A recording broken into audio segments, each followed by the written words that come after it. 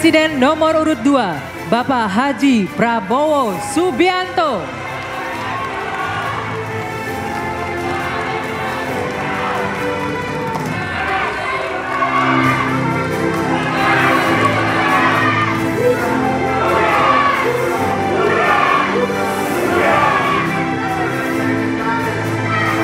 Calon Presiden nomor urut 3, Bapak Haji Ganjar Pranowo SH MIB.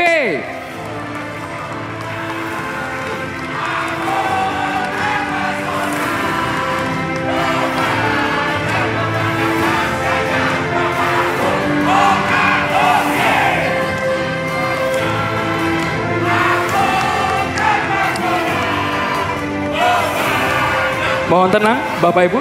Nanti akan kami berikan kesempatan untuk memberikan apresiasi setinggi-tingginya kepada masing-masing calon presiden.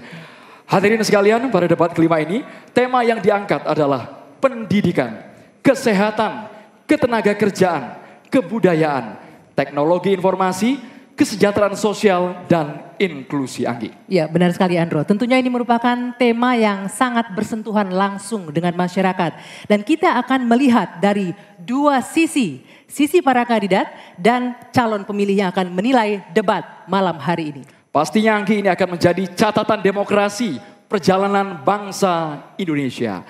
Hadirin sekalian, baik, kita akan langsung memulai debat sesi pertama dengan mendengarkan visi, misi, dan program kerja masing-masing calon presiden. Ya, Andro dan pemirsa, jika pada debat sebelumnya diawali dari kandidat nomor urut 1, di debat kali ini akan dimulai dari kandidat nomor urut 2. Kami persilakan calon presiden nomor urut 2, Bapak Prabowo Subianto untuk menyampaikan visi, misi, dan program kerja.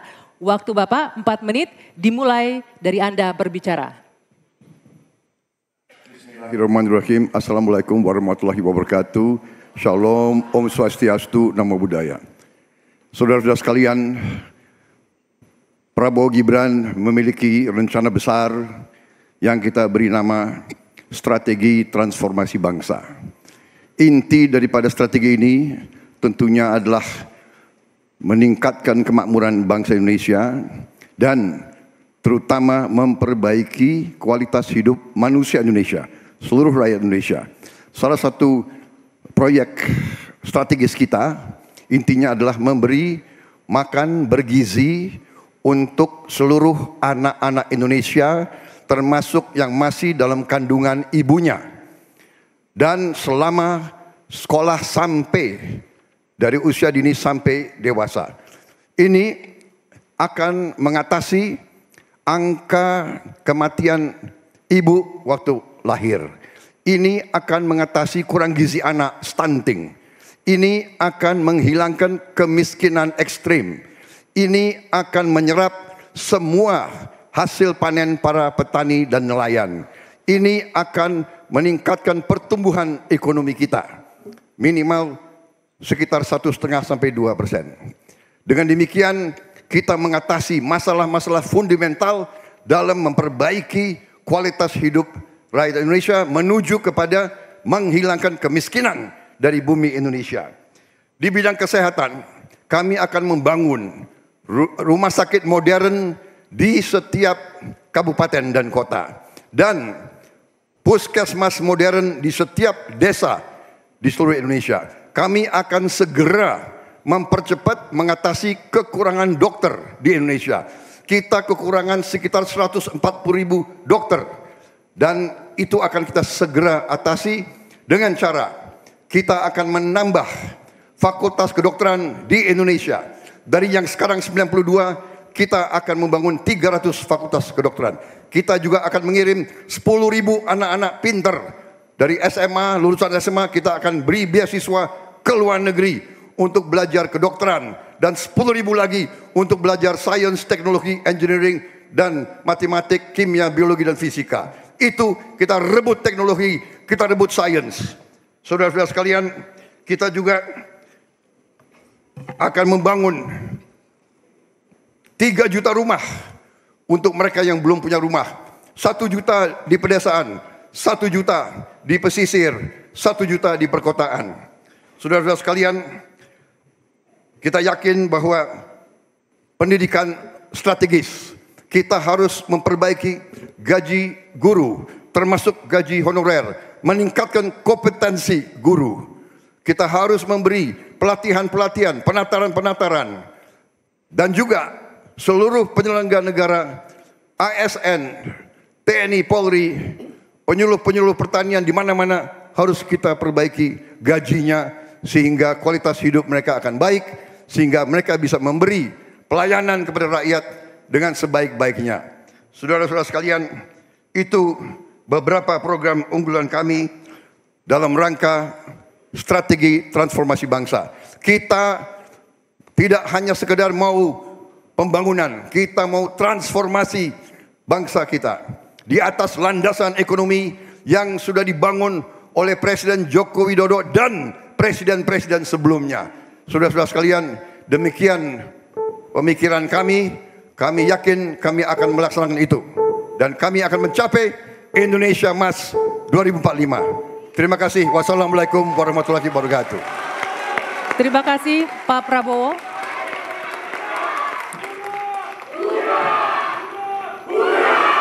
Mohon tenang, Bapak-bapak. Selanjutnya calon presiden nomor urut 3, Bapak Ganjar Pranowo untuk memaparkan visi misi dan program kerja. Waktu Bapak 4 menit dimulai saat Bapak berbicara. Silakan. Assalamualaikum warahmatullahi wabarakatuh. Selamat sore, salam sejahtera untuk kita semuanya. Om Swastiastu, Namo Buddhaya, Shalom, Rahayu. Membangun Indonesia yang beradab, kita mulai dari 3 bagian.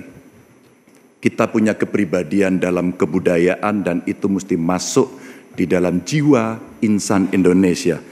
Dan tentu saja kesehatan menjadi yang pertama. Preventif adalah sesuatu yang paling bagus. Kita olahraga, makan sehat, dan itu akan membantu dalam politik kesehatan kita akan jauh lebih baik.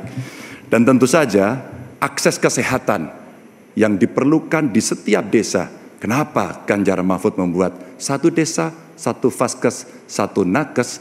Karena kami ingin mereka mendapatkan yang terbaik. Dan kemudian ibu, anak, lansia, disabilitas, masyarakat adat akan mendapatkan peran yang sama di dalam layanan-layanan kesehatan. Di mana di daerah-daerah terisolir mereka membutuhkan akses ini dengan sangat bagus. Kalau itu semua sudah baik Bapak Ibu, maka pendidikan dan kebudayaan mesti kita bangun bersama-sama. Akses pendidikan yang baik, lebih inklusi, kemudian kurikulum yang mantap, dan tentu saja fasilitas yang diberikan harus bisa memberikan akses terbaik untuk anak-anak didik kita, termasuk nasib guru dan dosen. Kalaulah kemudian ini bisa berjalan dengan baik, maka perempuan muda dari Jogja, Mbak Kalis namanya, menyampaikan, Pak Ganjar, perhatikan mereka yang selama ini terpinggirkan. Ada 2 yang utama, kelompok perempuan, dan yang kedua adalah penyandang disabilitas. Tolong betul agar sekolah makin inklusi dan mereka tidak mendapatkan perlakuan yang diskriminatif. Setelah itulah kemudian baru mereka bekerja. Dan tentu saja keterampilan yang dia dapatkan melalui pendidikan yang baik ini akan mendorong atau bisa merespon lapangan kerja yang sangat terbuka dan upah buruh yang baik. Sehingga kawan-kawan buruh kemarin bertemu dengan saya, tolong Pak, segera review Undang-Undang Cipta Kerja. Karena ini yang perlu mendapatkan keseimbangan dengan nasib kami. Dan tentu saja pembangunan ini harus berorientasi kepada SDM atau manusia. Budi pekerti yang baik, sopan, toleran, tidak atikang, atikung, atikuno. Sehingga mereka menjadi manusia yang lengkap. Ini bisa berjalan dengan cepat kalau digitalisasi kita lakukan. Infrastruktur teknologi informasinya baik, kemudian tersebar, internetnya bisa cepat, dan mereka akan bisa mendapatkan media yang bagus untuk mengembangkan diri. Tentu saja Bapak Ibu, dalam politik kali ini itu mesti diberikan contoh. Demokrasinya harus lebih baik, demokratisasi berjalan baik, kemudian contoh atau teladan pemimpin yang juga baik dan tidak ada konflik kepentingan seperti Pak Mahfud contohkan, dia mundur agar ini membangun integritas yang baik. Dan tentu saja keresahan yang muncul baik dari Gusmus, Muhammadiyah, Romo Van Magnis, Gunawan Muhammad dan kampus-kampus mesti menjadi catatan kita bersama. Bahwa kita dalam konteks ber-Indonesia, berbudaya, semua dalam koridor yang baik. Dan tentu saja kenapa ini mesti kita lakukan Bapak Ibu? Karena itulah suara-suara rakyat yang kami dengarkan oleh Ganjar Mahfud ketika kami tidur di rumah penduduk, ketika kami mendengarkan mereka dan mereka membuka seluruh unek-uneknya. Itulah kenapa kami sampaikan, tuanku adalah rakyat, jabatan ini hanyalah mandat. Wassalamualaikum warahmatullahi wabarakatuh. Waalaikumsalam warahmatullahi wabarakatuh. Terima kasih banyak Bapak Ganjar Pranowo. Nanti waktunya Bapak Ibu semua. Oke, ada waktunya nanti ya. Sabar dulu. Baik, selanjutnya kami persilakan calon presiden nomor urut 1 Bapak Anies Rashid Baswedan untuk menyampaikan visi, misi, dan program kerja. Waktu Bapak 4 menit dimulai ketika Anda berbicara.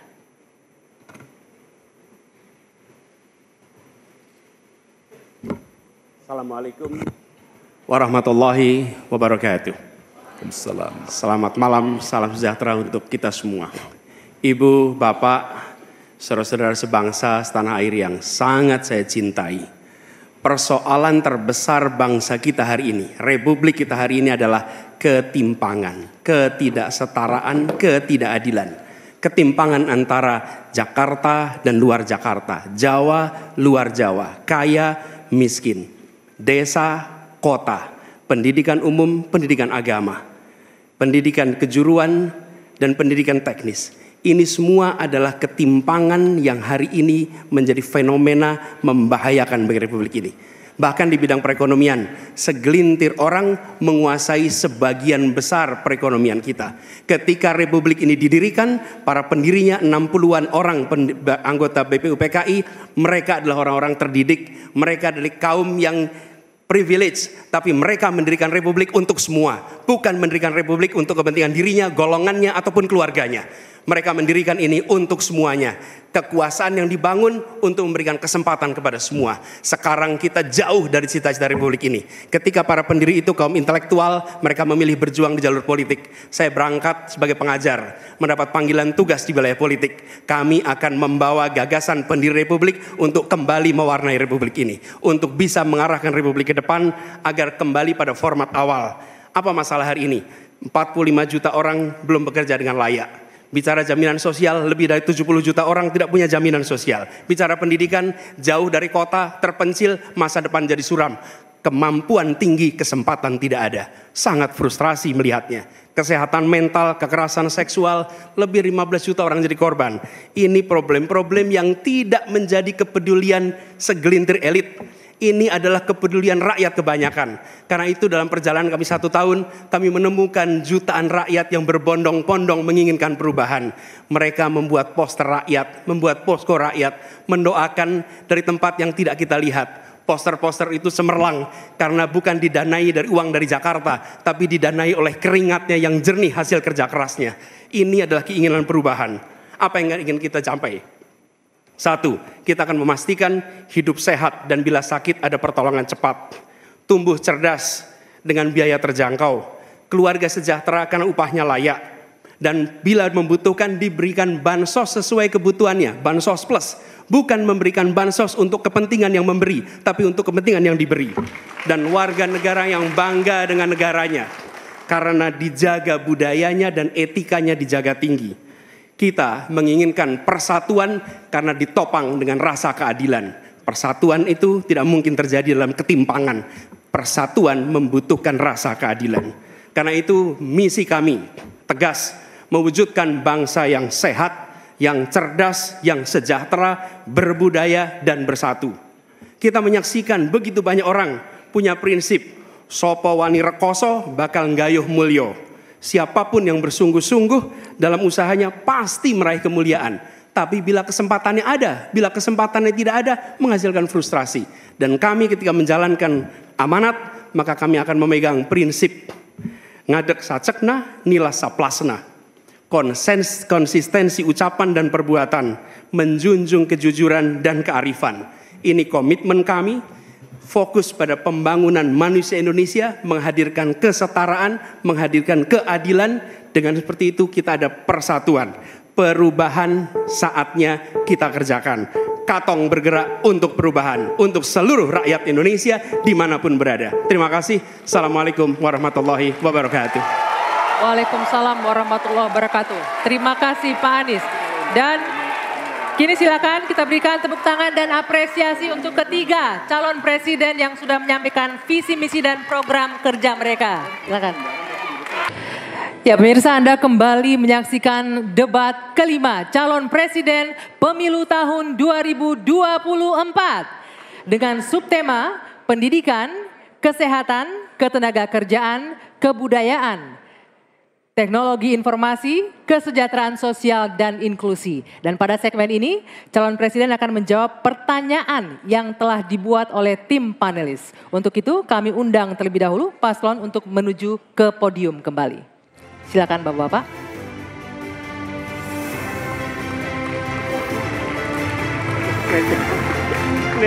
Betul sekali Anggi, KPU juga telah memilih 12 orang panelis untuk mempertajam dan menggali visi misi dan program kerja calon presiden.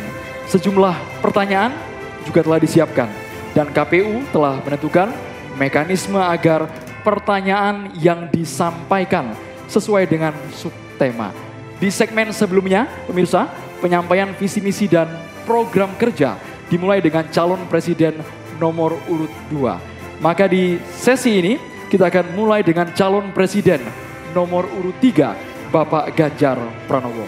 Langsung saja kami akan mempersilahkan panelis atas nama Profesor Dr. Aminuddin Syam untuk bisa mengambil subtema pertanyaan dari wadah yang sudah kami sediakan.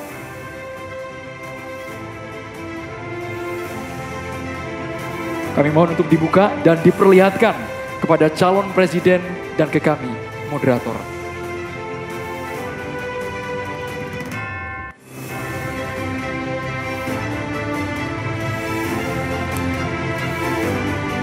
Subtemanya adalah kesehatan.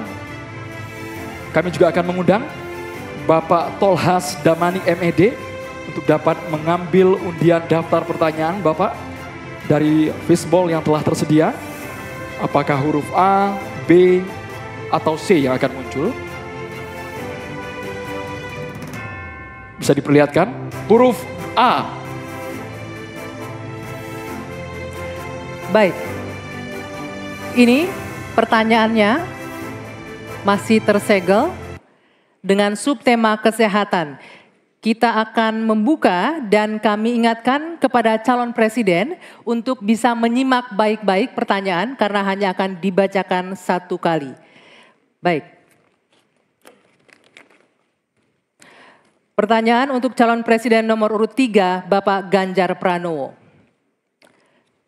World Population Prospect tahun 2022 menunjukkan angka harapan hidup manusia Indonesia berada di urutan 10 dari 11 negara ASEAN. Salah satu penyebabnya, kebijakan program dan anggaran kesehatan lebih berorientasi pada aspek kuratif daripada promotif dan preventif. Pertanyaannya, bagaimana strategi paslon untuk memprioritaskan anggaran dan program promotif preventif? Silakan waktu Anda 2 menit menjawab, dimulai ketika berbicara. Terima kasih. Kalau tadi dalam pembukaan saya sampaikan mesti preventif dan promotif mesti diwujudkan dalam bentuk kepengetahuan kita terhadap kesehatan minimal untuk kita sendiri. Berolahraga, makan sehat, hidup bersih sehat, saya kira itu yang paling baik. Maka pada tahap berikutnya barulah kemudian kita memberikan fasilitas kesehatan sampai ke desa-desa seperti tadi saya sampaikan 1 desa, 1 vaskes, 1 nakes. Hanya memang ketika undang-undang sebelumnya mengatur bahwa ada prosentase dari anggaran untuk kesehatan mesti diberikan, terpotong kemarin. Rasanya ini mesti dikembalikan. Angka 5-10% menjadi angka yang bisa memastikan dalam politik kesehatan kita layanan itu akan jauh bisa lebih baik. Namun ingat, kalau kita bicara angka harapan hidup, maka terhadap mereka mesti mendapatkan layanan kesehatan baik, mereka mesti mendapatkan hiburan yang baik, budayawan juga bisa membantu mereka untuk bisa membahagiakan mereka. Maka pada saat itu ternyata ada juga keinginan dari masyarakat, kami juga perlu mendapatkan layanan yang baik. Maka kalau kemudian kami bisa mendapatkan layanan baik, maka kami merasa nyaman, kami senang, dan hidup kami akan lebih panjang. Maka peran posyandu, peran dasawisma, peran kelurahan, RT itu menjadi kekuatan yang luar biasa. Di samping tentu saja pemerintah akan mendampingi dalam setiap kebijakan yang ada.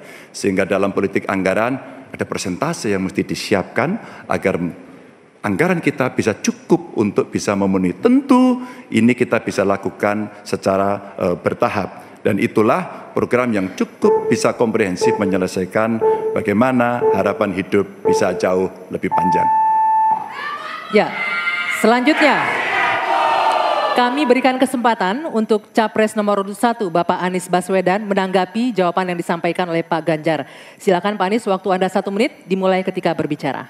Yang tadi disampaikan baik dan izinkan saya meneruskan bahwa salah satu persoalan utama adalah pusat kesehatan masyarakat kita saat ini diarahkan terlalu fokus pada hal-hal yang sifatnya kuratif.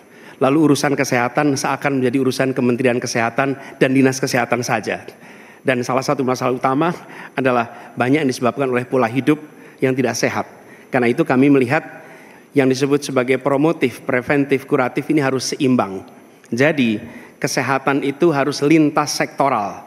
Kami pernah lakukan ini di Jakarta. Yang kita kerjakan misalnya membangun air bersih misalnya di Kepulauan Seribu supaya mereka dapat air yang sehat. Yang kedua membangun taman-taman, membangun jalur sepeda, kemudian membangun trotoar, membuat orang berjalan kaki, festival olahraga. Jadi unsurnya adalah lintas sektoral supaya dana itu bukan hanya pada Dinas Kesehatan tapi pada semua bidang yang terkait dengan preventif promotif. Ya. Berikutnya kami persilakan Capres nomor urut 2 Bapak Prabowo Subianto untuk menanggapi jawaban dari Pak Ganjar. Silakan Pak Prabowo, waktunya 1 menit. Jadi saya lebih ke arah solutif langsung dan cepat. Masalah kesehatan di Indonesia adalah kurangnya dokter. Kita kurang 140.000 dokter. Itu utama. Bayangkan kalau ada yang kena stroke atau serangan jantung, 2 sebab yang paling besar kematian di beberapa kabupaten tidak ada spesialis jantung atau spesialis stroke. 2, tidak ada perlengkapan yang memadai. CT scan, PET scan jarang ada di kabupaten. Ini harus kita atasi dan ini bisa kita atasi. Jadi solutifnya demikian. Dan yang paling penting dalam preventif adalah makan bergizi untuk anak-anak dan ibu-ibu yang melahirkan. Makan bergizi ini meningkatkan daya tahan, imunitas, mencegah penyakit. Ini adalah strategis sekali. Makan bergizi untuk anak-anak Indonesia. Ya, terima kasih. Waktunya habis. Ya. Silakan Bapak Ganjar Pranowo menanggapi jawaban tadi. Silakan direspon jawaban tadi dengan waktu 1 menit. Silakan. Ya. Terima kasih. One Health, satu kesehatan untuk semua, dan ini mesti dibicarakan ya manusianya, ya kesehatan hewannya. Karena ada zoonosis juga di sana.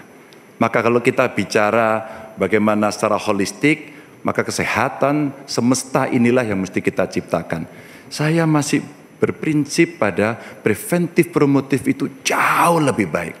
Kalau tidak kita kobol-kobol, biaya kita akan habis untuk menangani orang sakit. Tapi kalau kita bisa mencegah, maka inilah yang akan bisa membuat manusia bisa hidup sehat. Maka sekali lagi, anggaran pendidikan untuk pencegahan, untuk kesehatan itu bisa kembali pada formula awal, dan yang kemudian kita menciptakan ruang-ruang layanan yang jauh lebih baik, apalagi untuk preventif dan promotif yang bisa diberikan oleh pemerintah.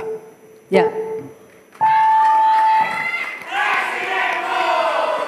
Baik, selanjutnya kita akan beralih ke pertanyaan kedua, giliran Capres nomor urut 1, Bapak Anies Rashid Baswedan. Untuk itu kami mempersilahkan panelis Bapak Bahrudin untuk mengambil subtema pertanyaan yang ada di dalam wadah.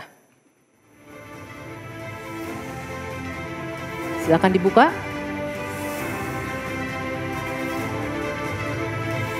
Diperlihatkan ke Capres dan moderator.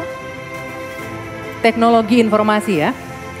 Dan selanjutnya kami undang Bapak Damar Juniarto untuk mengambil undian daftar pertanyaan dari wadah.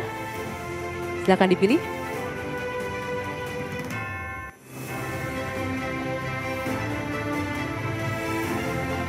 Huruf C. Hadirin sekalian dan juga para calon presiden, posisi amplop dalam kondisi disegel sama sekali. Berikut ini kita akan buka bersama. Sekali kami ingatkan kepada calon presiden untuk mendengarkan secara seksama karena kami hanya akan membacakan pertanyaan selama 1 kali.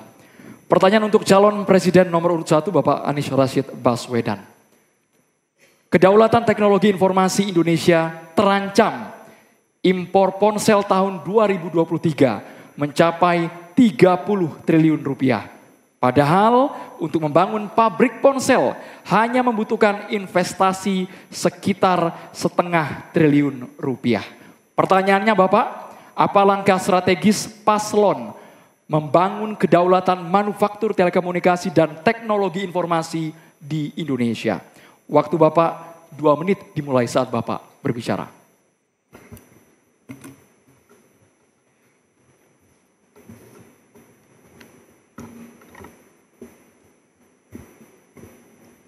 Terima kasih.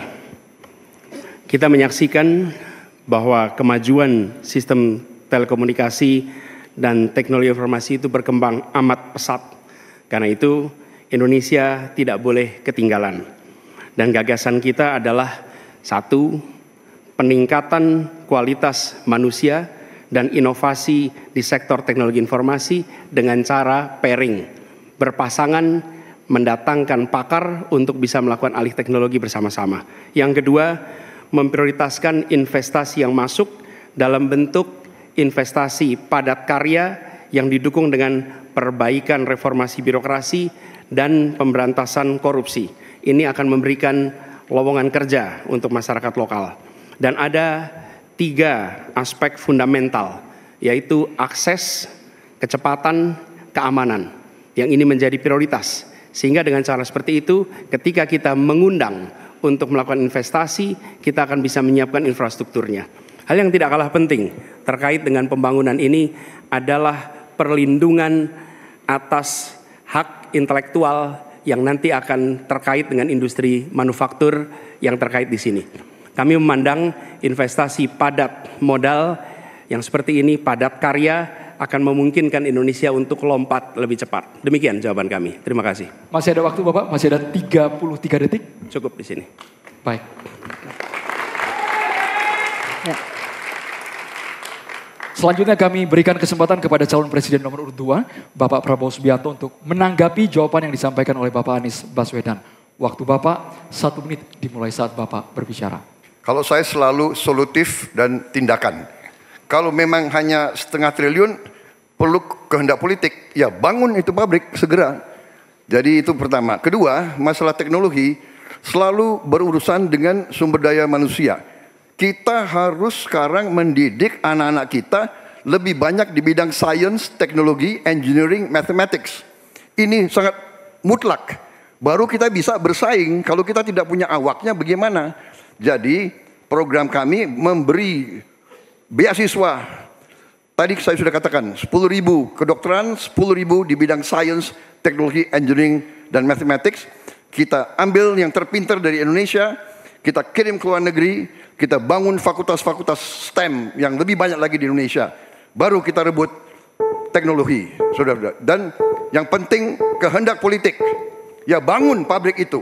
Saya kira itu saja, selesai.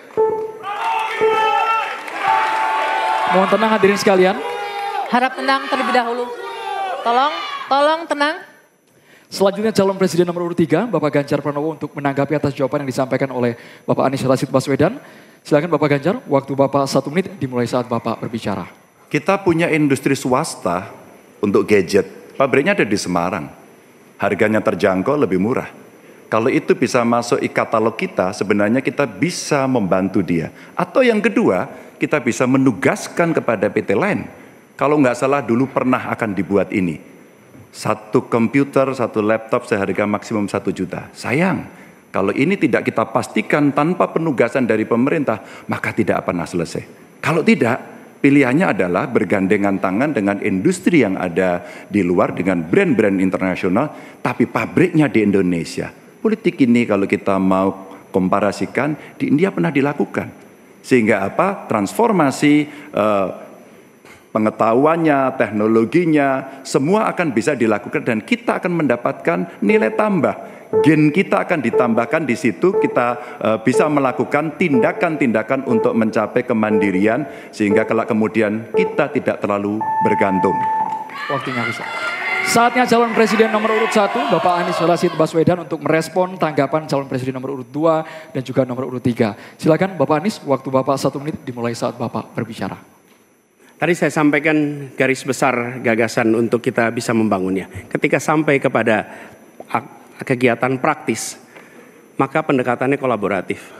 Negara adalah regulator dan negara memberikan ekosistem yang sehat. Panggil pelaku yang selama ini terlibat, baik swasta maupun BUMN. Sampaikan ada kebutuhan membangun pabrik telepon seluler. Tanya apa yang dibutuhkan dari negara. Yang dibutuhkan apa? Apakah perizinan? Apakah dana? Apakah keleluasaan pajak? Semua yang menjadi kebutuhan diberikan.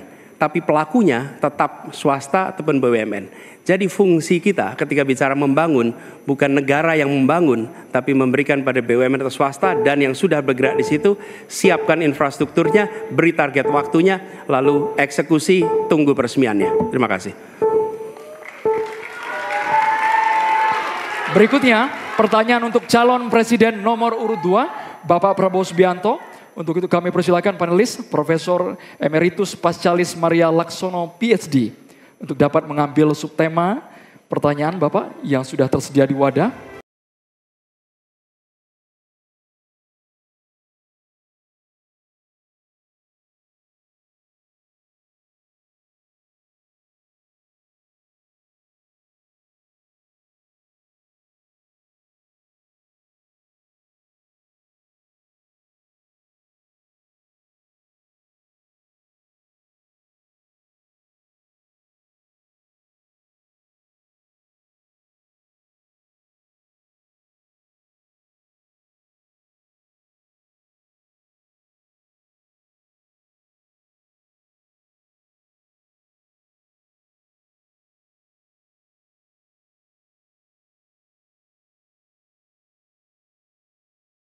Masih tersegel dan kita akan buka. Pertanyaan hanya akan dibacakan 1 kali. Harap disimak dengan baik. Oke. Budaya akan tumbuh berkembang dalam komunitas responsif, yakni tiap individu memiliki ruang kebebasan berkreasi dan tanggung jawab sosial. Undang-undang pemajuan kebudayaan telah terdistorsi oleh birokratisasi dan komersialisasi budaya. Pertanyaannya, apa pandangan dan sikap paslon terhadap komersialisasi budaya dan proses destruktif terhadap tumbuhnya kebudayaan yang responsif? Silakan dijawab Bapak Prabowo, waktunya 2 menit dimulai dari Anda berbicara. Terima kasih. Budaya adalah sangat penting. Budaya adalah karakter bangsa. Tanpa kita membanggakan, menghormati, melestarikan budaya kita sendiri, kita hilang jati diri kita sebagai bangsa. Semua bidang harus kita bantu, kita lindungi. Kami Prabowo Gibran merencanakan ada dana abadi budaya untuk memberi dorongan, dukungan untuk semua aktor-aktor, pelaku-pelaku budaya kita di semua bidang. Ini adalah mutlak bagi kita. Budaya kita sebagai contoh pencaksilat, bela diri, warisan nenek moyang kita. Saya sendiri sudah 37 tahun mengurusi pencaksilat. Belum lagi budaya-budaya lain seperti sendera tari, seperti wayang kulit, wayang orang, wayang golek. dan segala macam musik kita ini selalu harus pemerintah. Saya agak berbeda, saya tidak ikut faham-faham neolib bahwa pemerintah bukan hanya regulator, pemerintah di depan pelopor, intervensi bila perlu, bekerja untuk rakyat, membantu. Dan bidang budaya, pemerintah juga harus di depan, menjaga, melestarikan semua budaya kita di semua bidang. Terima kasih, selesai. Masih ada waktunya? Masih ada waktu Pak Prabowo? Cukup? Baik. Cukup. Silakan, saya persilakan untuk Capres nomor urut 3, Pak Ganjar Pranowo menanggapi jawaban dari Pak Prabowo. Waktunya 1 menit, dimulai dari Anda berbicara, silakan. Kalau benturannya antara budaya dan birokrasi, maka sikap birokrat. Birokrat itu cukup fasilitasi saja, dan para pelaku seni budayawan dialah yang mengerjakan. Maka budaya akan tumbuh dan pemerintah akan bisa melihat bagaimana proses kreatif itu berjalan. Apakah itu nyanyi, apakah itu filmmakers, apakah itu para pencipta, penulis buku, semuanya. Sehingga terhadap mereka perlu dilindungi. Tapi berikan itu kepada mereka agar mereka bisa mengurus sendiri. Kalaulah mereka kemudian berekspresi, pemerintah nggak perlu takut. Masa takut sama pentasnya Butet? Kamu boleh loh pentas tapi tidak usah ngomong politik. Enggak. Pemerintah mesti dikritik. Pemerintah mesti waras. Pemerintah mesti dalam track. Dan biarkan mereka mengekspresikan dengan seninya, dengan karakternya, dengan budayanya. Dan kita cukup fasilitasi mereka yang akan mengerjakan. Begitu. Birokrasi tinggal duduk untuk melihat hasilnya. Ya, selanjutnya. Kami berikan kesempatan untuk Capres nomor urut 1, Pak Anies, menanggapi jawaban Pak Prabowo. 1 menit, waktunya dimulai dari Anda berbicara. Kekayaan Indonesia adalah justru pada kebudayaannya. Dan kebudayaan itu bukan satu sektor pembangunan. Tapi justru seluruh kegiatan pembangunan ini tujuannya adalah membangun kebudayaan. Jadi tujuan dari seluruh sektor pembangunan membangun kebudayaan. Karena itu yang harus dikerjakan pemerintah adalah menciptakan ekosistem yang sehat sehingga para budayawan bisa memunculkan ekspresinya. Dan budaya itu bukan hanya dirawat. Kalau dirawat seakan-akan dia warisan masa lalu saja. Budaya itu harus dikembangkan sehingga terus-menerus berkembang. Karena itu kami melihat perlu dibentuk dan kami berencana Kementerian Kebudayaan yang nantinya akan menjadi penyalur sumber daya dari negara untuk diberikan kepada kalangan budayawan agar mereka tumbuh berkembang membangun karya-karya kebudayaan yang luar biasa di Indonesia. Terima kasih. Ya. Kini giliran Pak Prabowo Subianto untuk merespon tanggapan ini. Waktunya 1 menit, silakan Pak Prabowo. Saya kira kedua respons itu masuk akal. Saya bisa menerima dua respons itu. Memang banyak benarnya, ya kita harus benar-benar memberi ruang untuk inisiatif, untuk inovasi, kreativitas. Tapi jelas pemerintah harus tidak ragu-ragu dan pemerintah harus berani untuk juga turun tangan. Menjaga situs-situs, membantu museum-museum, membantu istana-istana sultan-sultan kita yang banyak sudah mau roboh. Ini harus kita bantu. Ini warisan budaya, warisan sejarah kita. Hal-hal seperti itu harus kita perhatikan. Tapi saya bisa menerima. Saya juga setuju itu. Kalau saya jadi presiden, saya memikirkan Kementerian Kebudayaan. Ya. Kalau ide yang baik dari manapun saya bisa terima dan saya dukung. Terima kasih. Ya. Oke. Sekarang kami berikan kesempatan untuk memberikan aplaus bagi masing-masing capresnya. Dan kami masih akan melanjutkan mempertajam visi, misi, dan program kerja calon presiden. Usai jeda di segmen selanjutnya, tetaplah di debat kelima calon presiden pemilu tahun 2024. Kami kembali mengundang ketiga calon presiden untuk menuju ke podium masing-masing.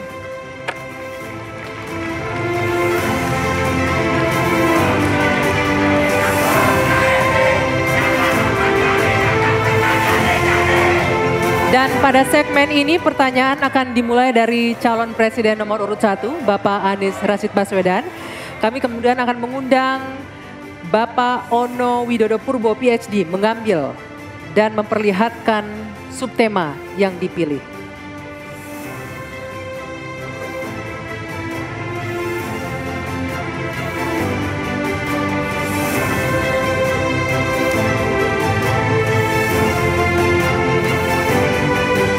Ya, subtemanya pendidikan.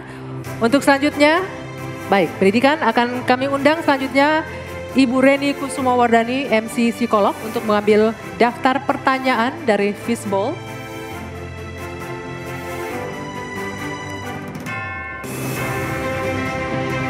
Bisa diperlihatkan ke moderator huruf A. Baik, ini pendidikan huruf A. Berikut ini posisi amplopnya. Masih posisi tersegel, hadirin sekalian. Sekali lagi kami ingatkan kepada calon presiden untuk mendengarkan secara seksama. Karena pertanyaan ini hanya akan dibacakan satu kali. Pertanyaan untuk calon presiden nomor urut 1, Bapak Anies Rashid Baswedan. Dengan subtema pendidikan. Tanggung jawab guru dan dosen makin berat. Namun kontribusinya kurang dihargai. Meskipun anggaran pendidikan mencapai 20% APBN, kualitas pendidikan terhambat oleh kecilnya gaji, minimnya fasilitas, dan beban administrasi yang berlebihan. Pertanyaannya, bagaimana komitmen dan apa program yang akan dilakukan paslon untuk meningkatkan kesejahteraan serta kompetensi guru dan dosen. Waktu Bapak 2 menit dimulai saat Bapak berbicara. Terima kasih. Ketika kita berbicara tentang mencerdaskan kehidupan bangsa, maka pendidik menjadi kuncinya. Kita ingin pendidik bisa mendidik anak-anak kita. Karena itu kita harus bertanggung jawab dengan penuh atas kesejahteraan pendidiknya. Agar dia bisa konsentrasi mendidik anak-anak kita. Prinsip itu harus dipegang oleh seluruh penanggung jawab kebijakan di seluruh Indonesia. Kalau kita punya pegangan itu, maka terjemahannya mudah. Terjemahannya adalah pertanyaan, apakah tenaga pendidikan, pendidik di tempat Anda bertanggung jawab sudah mendapatkan penghasilan yang adil, penghasilan yang setara. Jadi masalah-masalah yang kita miliki sekarang, misalnya ada puluhan ribu guru honorer belum diangkat jadi guru P3K. Ada 1,6 juta guru belum tersertifikasi. Lalu beban administrasi. Itu semua bisa diselesaikan dengan prinsip tadi. Bahwa kita harus bertanggung jawab atas kesejahteraan pendidiknya. Jadi program yang menurut saya harus dikerjakan, kita akan rencana kerjakan adalah percepatan sertifikasi guru. Pengangkatan 700.000 guru honorer menjadi guru P3K. Kemudian beasiswa untuk anak guru dan anak dosen serta anak tenaga kependidikan. Jangan sampai mereka mendidik ratusan anak tapi anaknya tidak pernah bisa menyelesaikan pendidikan sampai tuntas. Kemudian penghargaan dan tunjangan bagi dosen dan peneliti yang berbasis pada kinerja.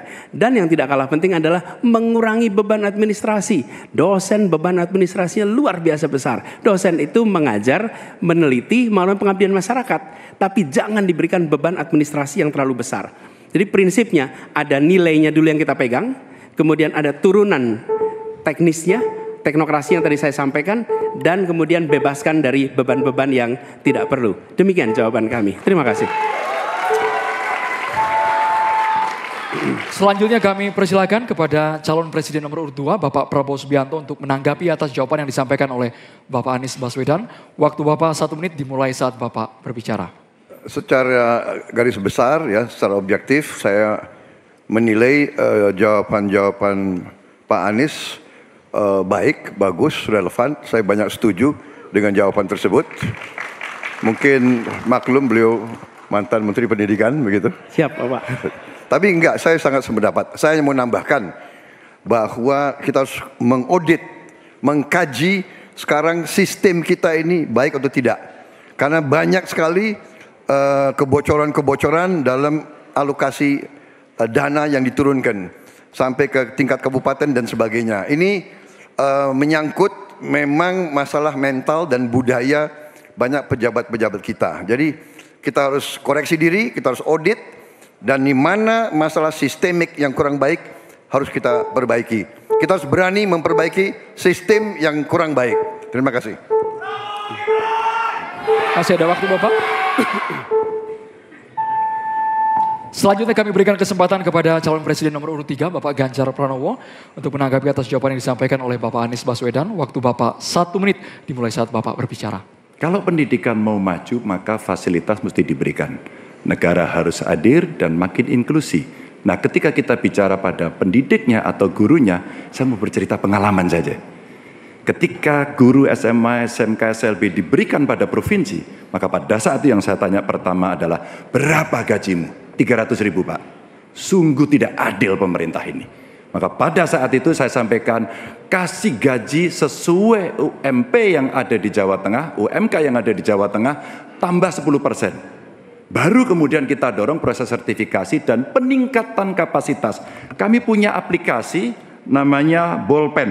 Ini bimbingan teknis online dan pendampingan untuk memberikan bantuan kepada guru memanfaatkan teknologi untuk memberikan pengajaran yang bermutu. Maka ketika praktek baik ini bisa kita lakukan, maka guru akan bisa bekerja dengan baik dan dia mesti dibebaskan dari persoalan administrasi yang menjerat.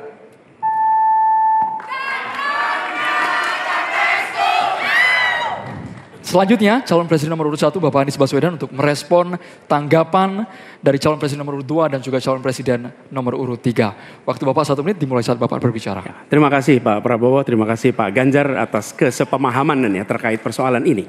Dan memang kita harus melihat pengeluaran di bidang pendidikan jangan dipandang sebagai cost, sebagai biaya, tapi pandanglah sebagai investasi. Karena itu negara jangan pelit kalau bicara tentang investasi di bidang pendidikan. Dan jangan pelit kalau sama guru. Jangan pernah kita memberikan yang seminim mungkin untuk guru. Berikan yang adil sehingga mereka bisa konsentrasi. Dan kami cerita sedikit yang kita kerjakan di Jakarta. PAUD, guru-guru PAUD mendapatkan hibah di Jakarta. Kemudian guru-guru agama kita berikan bantuan. Semua guru dan dosen di Jakarta bebas PBB rumahnya. Sebagai apa? Sebagai penghargaan dari negara untuk mereka. Jadi kita berikan dukungan kepada guru dalam artian status, dosen juga begitu. Kemudian penghasilannya dan kehormatannya. Pandang ini sebagai investasi untuk Indonesia menjadi negeri yang tercerdaskan. Terima kasih. Baik hadirin dan juga pemirsa, kita beralih ke calon presiden nomor urut 2 Bapak Prabowo Subianto. Kami mohon kepada panelis untuk mengambil undian subtema di dalam fishbowl. Kami persilakan kepada Bapak Timbul Siregar untuk bisa menuju ke wadah yang telah tersedia. Sambil diperlihatkan Bapak kepada masing-masing calon presiden dan juga ke kami moderator. Kesejahteraan sosial dan inklusi. Selanjutnya kami mengundang Profesor Asep Saifuddin Jahar MA PhD untuk bisa mengambil undian daftar apakah huruf A, B, atau C. Sambil diperlihatkan ke kamera huruf C dengan subtema kesejahteraan sosial dan inklusi. Ya, ini soalnya kesejahteraan sosial dan inklusi masih tersegel, Pak. Kita akan segera buka. Pertanyaan hanya akan dibacakan 1 kali. Mohon disimak dengan baik. Negara beradab adalah negara yang memenuhi hak kelompok rentan, termasuk penyandang disabilitas. Pasal 5 Undang-Undang Penyandang Disabilitas diantaranya mengatur tentang pemberian konsesi dan penyediaan data belum terpenuhi. Pertanyaannya, apa komitmen paslon dalam pemberian konsesi dan penyediaan data penyandang disabilitas? Silakan dijawab, waktunya 2 menit dimulai dari Anda berbicara. Baik, masalah ini adalah sangat penting dan saya sendiri sudah sejak awal berjuang di bidang politik sebagai ketua umum Gerindra. Kami yang mensponsori undang-undang disabilitas. Kami termasuk yang mendorong itu lolos di DPR. Jadi kami juga berkomitmen bahwa kita harus memberi pendidikan khusus untuk mereka, membantu. Saya juga sering mengirim tim-tim olahraga untuk olimpiade disabilitas, sepak bola disabilitas dan sebagainya. Tapi intinya adalah benar bahwa kita harus lebih berpihak kepada mereka dan kita berkomitmen untuk juga nanti merekrut mereka ini di dalam pekerjaan-pekerjaan yang bisa mereka lakukan di pemerintahan dan juga di komunitas pertahanan. Ada bidang-bidang yang mereka dapat melaksanakan. Ya, sekarang kita juga bekerja sama dengan pihak-pihak luar untuk cari teknologi untuk membantu kaum disabilitas. Antara lain untuk membantu mereka yang penglihatannya berkurang cukup banyak, yang penglihatannya sulit, dan ini sekarang ada teknologi baru yang bisa membantu mereka bisa hidup mandiri dan bisa bekerja hampir mendekati orang-orang normal. Jadi saya kira bahwa masalah disabilitas ini memang perlu ada suatu keberpihakan dari pemerintah. Terima kasih. Masih ada waktunya Pak Prabowo? Cukup? Cukup.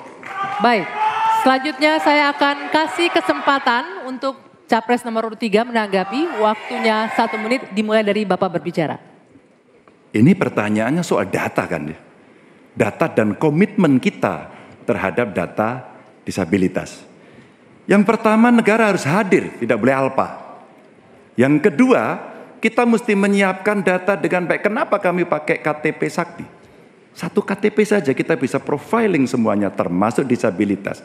Maka kalaulah satu data Indonesia lalu kita cropping satu saja terkait dengan disabilitas, maka perlakuan kita bisa kita berikan apapun untuk mereka.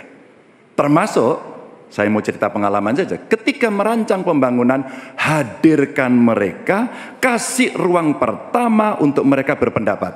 Maka pada saat itu, semua akan mendengarkan apa kebutuhan mereka. Itulah yang nantinya akan keluar menjadi kebijakan publik, apa yang mesti disampaikan kepada mereka, sehingga no one left behind ini diberikan, dan mereka akan mendapatkan apa yang dia inginkan. Gitu. Ya, selanjutnya saya akan memberikan kesempatan untuk Capres nomor urut 1, Pak Anies, menanggapi jawaban dari Pak Prabowo. Waktunya 1 menit. Dimulai dari Anda berbicara. Ya, apa yang disampaikan Pak Prabowo tadi baik, izinkan kami meneruskan Pak Prabowo. Data ini diperlukan komprehensif.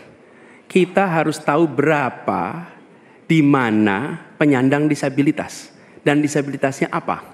Dan kita harus melihat bahwa membantu penyandang disabilitas itu bukan charity, tapi pemenuhan hak asasinya dan tanggung jawab negara. Karena itu kami mengusulkan, dan ini kami rencanakan, bekerja bersama dengan dinas di tiap wilayah, lalu bekerja dengan Dasawisna PKK yang tahu wilayahnya, mereka diminta mencatat sehingga tiap kabupaten, kota, provinsi memiliki data tentang penyandang disabilitas. Lalu alokasikan anggaran untuk memenuhi kebutuhannya. Ketika dia bersekolah, sekolahnya harus dimodifikasi, maka dinas punya anggaran untuk modifikasi, tidak membebani sekolah. Jadi siapkan datanya, siapkan anggarannya. Terima kasih. Ya, selanjutnya kami persilakan Pak Prabowo untuk merespon tanggapan dari 2 Capres ini. Waktunya 1 menit Pak, silakan. Ya, sekali lagi kedua masukannya juga sangat relevan. Ya, saya juga sependapat. Tetapi memang sekali lagi bahwa pemerintah harus lebih proaktif investasi di sekolah-sekolah khusus untuk mereka dan mencoba teknologi khusus. Sekarang sudah banyak terobosan dalam bidang teknologi untuk membantu kaum disabilitas, mereka yang penglihatan kurang, mereka yang pendengaran kurang dan sebagainya. Mereka yang yang tangannya sekarang sudah ada protese-protese yang tangan-tangan buatan dengan artificial intelligence dan teknologi miniatur. Jadi pemerintah harus lebih banyak pengeluaran di bidang membantu kaum disabilitas. Terima kasih. Cukup ya waktunya? Oke, untuk sesi selanjutnya pertanyaan akan diberikan kepada Capres nomor urut 3, Pak Ganjar Pranowo. Sebelumnya saya akan mengundang salah satu panelis, Bapak Tukiman Taruna Sayoga, PhD, untuk mengambil subtema dan tolong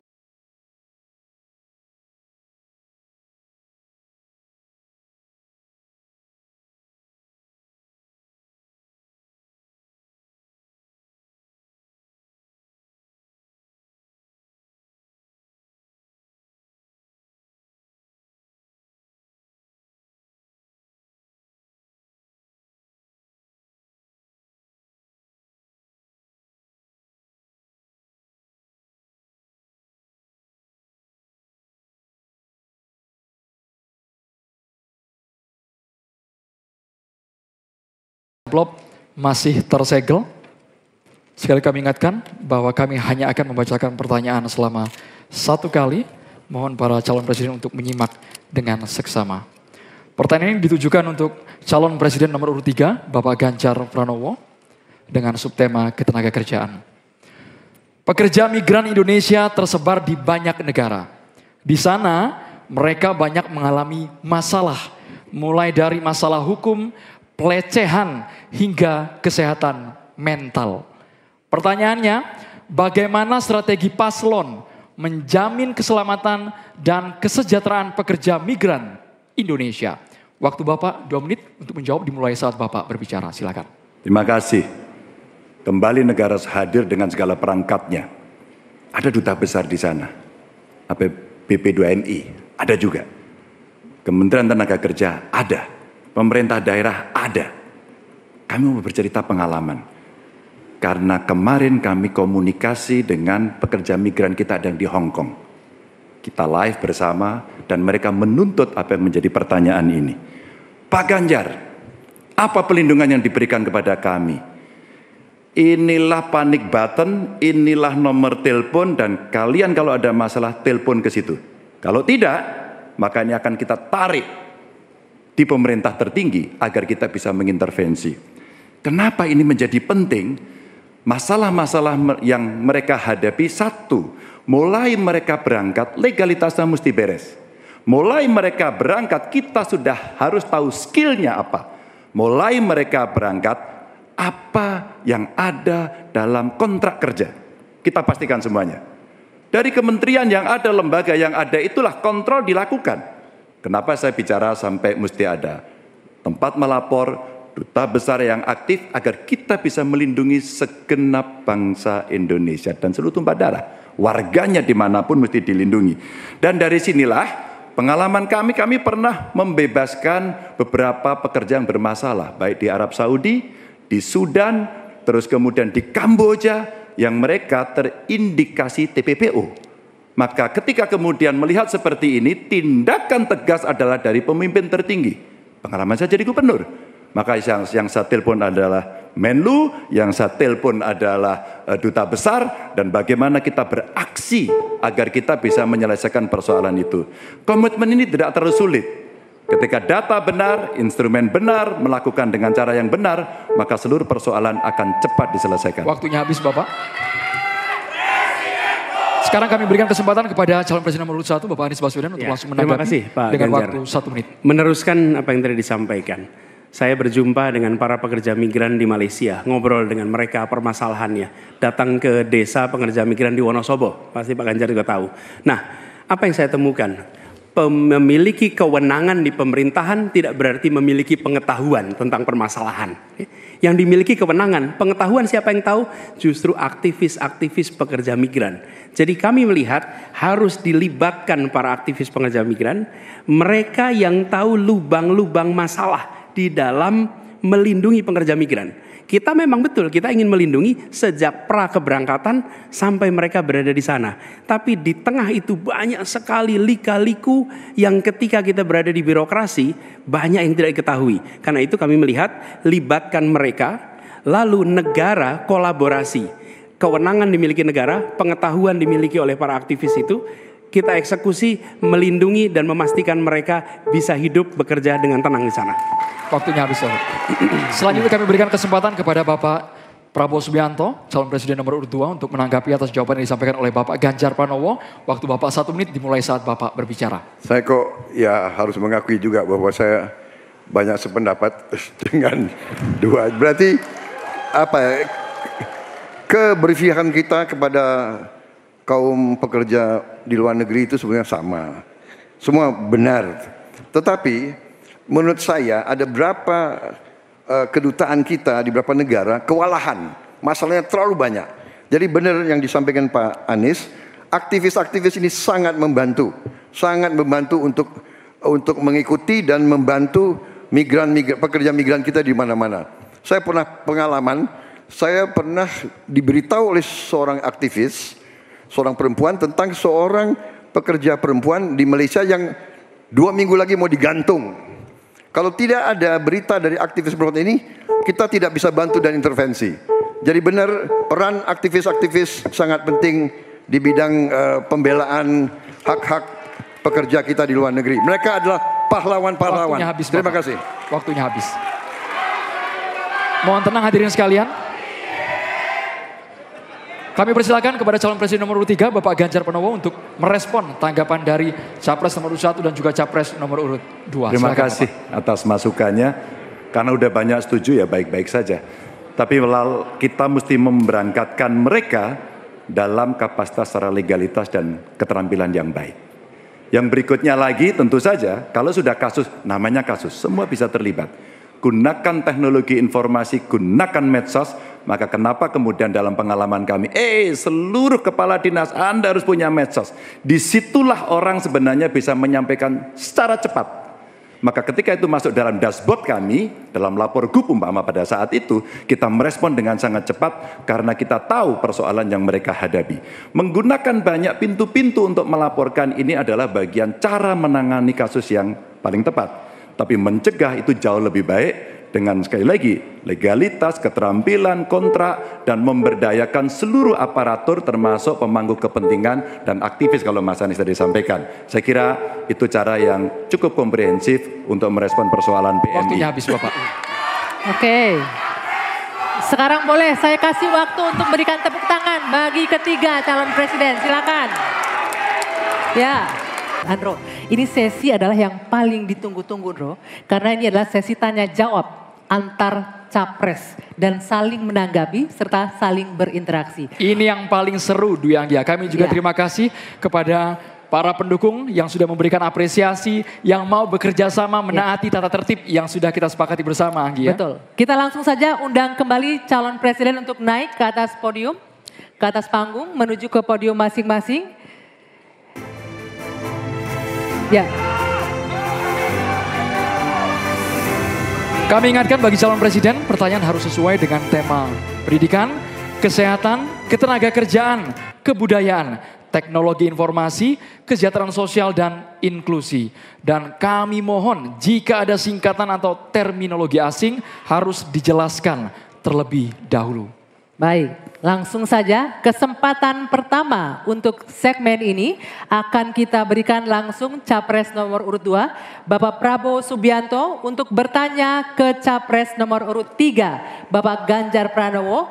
Bapak, waktunya 1 menit dimulai dari Anda berbicara. Silakan. Pak Ganjar, kita mengetahui masalah yang sangat penting dihadapi bangsa kita adalah bahwa banyak sekali anak-anak kita yang kurang gizi, stunting. Saya ingin bertanya, apakah Bapak setuju dengan gagasan saya untuk memberi makan bergizi untuk seluruh anak-anak Indonesia untuk mengatasi masalah stunting dan menghilangkan kemiskinan ekstrim dan juga mengurangi angka kematian ibu-ibu pada saat melahirkan. Terima kasih. Masih ada waktunya? Cukup? Cukup, baik. Silakan Pak Ganjar untuk menanggapi pertanyaan dari Pak Prabowo. Waktunya 2 menit dimulai dari Bapak berbicara. Kalau ngasih makannya kepada anak-anak untuk mencegah stunting, saya sama sekali tidak setuju, Bapak. Karena Bapak terlambat, Pak. Stunting itu ditangani sejak bayi dalam kandungan, Pak. Ibunya yang dikasih gizi. Kalau kemudian gizinya baik, mereka lakukan cek rutin, ya, maka akan ketahuan bahwa dia, ibunya sehat, anaknya pertumbuhannya dilihat. Kalau Bapak ngasih gizi kepada ibu hamil, itu baru setuju Pak saya, Pak. Nah, nanti setelah itu dia akan lahir, ibunya selamat karena diperiksa. Tadi Bapak sampaikan udah bagus Pak tadi pertama Pak. AKB akan turun, kemudian indeks kita akan bagus, anaknya akan tumbuh. Kalau sudah lahir dan tumbuh, mungkin bukan stunting Pak itu gizi buruk. Kalau gizi buruk Bapak mau memperbaiki boleh. Jadi jangan sampai confuse antara stunting dan pemberian makan Pak. Jadi makannya jangan banyak-banyak, nanti kekenyangan. Jangan sampai nanti terjadi obesitas. Ini lebih bahaya lagi nanti. Itu kira-kira yang bisa dilakukan. Jadi mengatasi stunting sejak ibu hamil, bahkan bisa dicegah pada saat anak-anak kita mau menikah Pak. Periksa kesehatan si calon pengantin perempuan, laki-lakinya juga, maka dia siap menikah. Ya, maka jangan menikah dini. Baru hamil, periksa rutin, kasih gizi, insya Allah Pak, itu akan melahirkan bayi-bayi yang sehat, yang kuat, dan kemudian kalau itu kurang gizi, baru Bapak benar tadi Pak. Kasih gizi yang baik agar anak-anak tidak kurang gizi dan dia tumbuh cerdas. Mudah-mudahan menjawab ini Pak. Makasih Pak. Waktunya? Cukup. Cukup? Baik, silakan Pak Prabowo untuk menanggapi jawaban dari Pak Ganjar. Waktunya 1 menit dimulai dari Bapak berbicara. Sebetulnya yang saya sampaikan ya persis itu. Jadi kita Oke. belum. Kita beri program kita beri makan ibu yang sedang hamil. Kita beri bantuan gizi ibu yang sedang hamil karena dia mengandung 9 bulan. Tapi memang stunting itu karena kurang gizi, Pak Ganjar. Itu karena ibu dan karena dianya juga kurang gizi, dia stunting. Dan itu terjadi di seluruh bagian dari Indonesia yang saya ketemukan anak-anak umur 10 tahun, badannya seperti anak umur 4 tahun. Jadi kita harus intervensi, kita harus kasih bantuan makan, dan juga ini mengurangi kemiskinan. Karena banyak sekali rakyat kita yang penghasilannya hanya 1 juta rupiah sebulan. Jadi kalau tidak dibantu makan anak-anaknya sangat berat hidupnya. Terima kasih. Ya, cukup waktunya ya. Baik, selanjutnya kami persilakan Pak Ganjar untuk menanggapi jawaban dari paslon nomor 2. Waktunya 1 menit, silakan dari sekarang. Jadi maksudnya Bapak mengkoreksi pertanyaan Bapak ke saya ya tadi ya? Tidak Pak? Oh tidak? Oke. Bapak setuju atau tidak dengan Pak Prabowo, makan siang? mohon ditahan. Saya izinkan kok Berbicara Bapak, di waktunya biar kita saja berdebat. Karena Silakan. beliau tidak mengoreksi, saya ingatkan aja pertanyaannya. Bapak mau kasih makan untuk mencegah stunting buat anak-anak. Terlambat Pak itu. Maka saya sampaikan Pak, kalau Bapak mau mencegah stunting Pak, sekali lagi Pak, perhatikan proses menikah Pak. Mulai dari mereka remaja ya, dan kemudian Bapak mesti lihat Pak, perempuan Indonesia, remaja Indonesia itu sebagian besar anemia Pak. Perhatikan itu dulu. Kalau itu sudah, maka dia menikah, perhatikan usianya. 19 tahun usia hari ini adalah menjadi ukuran di mana mereka akan sehat secara mental dan secara fisik. Kalau itu sudah Pak, diperiksakan semua ke dokter, ke rumah sakit dan rutin, itu akan terjaga dengan gizi yang baik yang ada di sana. Itu pendapat saya. Cukup. Waktunya habis Bapak. Terima kasih Pak Ganjar. Mohon tenang hadirin sekalian. Sekarang kita ke calon presiden nomor urut 1. Maksud kami nomor urut 3, Bapak Ganjar Pranowo. Bertanya ke calon presiden nomor urut 1, Bapak Anies Baswedan. Waktu Pak Ganjar 1 menit dimulai saat Bapak berbicara. Pak Anies, lagi rame kita mau tanya soal bansos. Karena menurut saya bansos ini adalah kewajiban negara dan rakyat berhak mendapatkannya. Tapi kita punya problem. Karena banyak klaim yang diberikan seolah-olah ini bantuan orang per orang atau kelompok. Padahal kita masih punya. Ada data yang tidak valid, ada cara penyampaian yang tidak benar, ada protes yang kemudian tidak terverifikasi atau terrespon dengan baik. Ini yang menjadi pertanyaan saya kepada Pak Anies adalah, menurut Pak Anies kira-kira bagaimana tata kelola bansos agar 1, tidak saling klaim, 2, bisa tepat sasaran, 3, tidak menimbulkan kecemburuan-kecemburuan, sehingga inilah satu harapan yang betul-betul bisa diterima oleh rakyat. Silakan. Masih ada waktu Bapak? Cukup. Kami persilakan calon presiden nomor urut 1, Bapak Anies Baswedan, menjawab pertanyaan yang disampaikan oleh calon presiden nomor urut 3, Bapak Ganjar Pranowo. Waktu Bapak Anies 2 menit dimulai saat Bapak berbicara. Ya, terima kasih Pak Ganjar. Pertama, kita harus menyadari bahwa yang disebut sebagai bansos adalah bantuan untuk si penerima, bukan bantuan untuk si pemberi. Karenanya, dia diberikan sesuai dengan kebutuhan si penerima. Kalau penerimanya membutuhkan bulan ini, ya diberi bulan ini. Kalau dibutuhkannya 3 bulan lagi, ya 3 bulan lagi. Tidak usah dirapel semuanya. Oke? Dijadikan sebagai sesuai kebutuhan.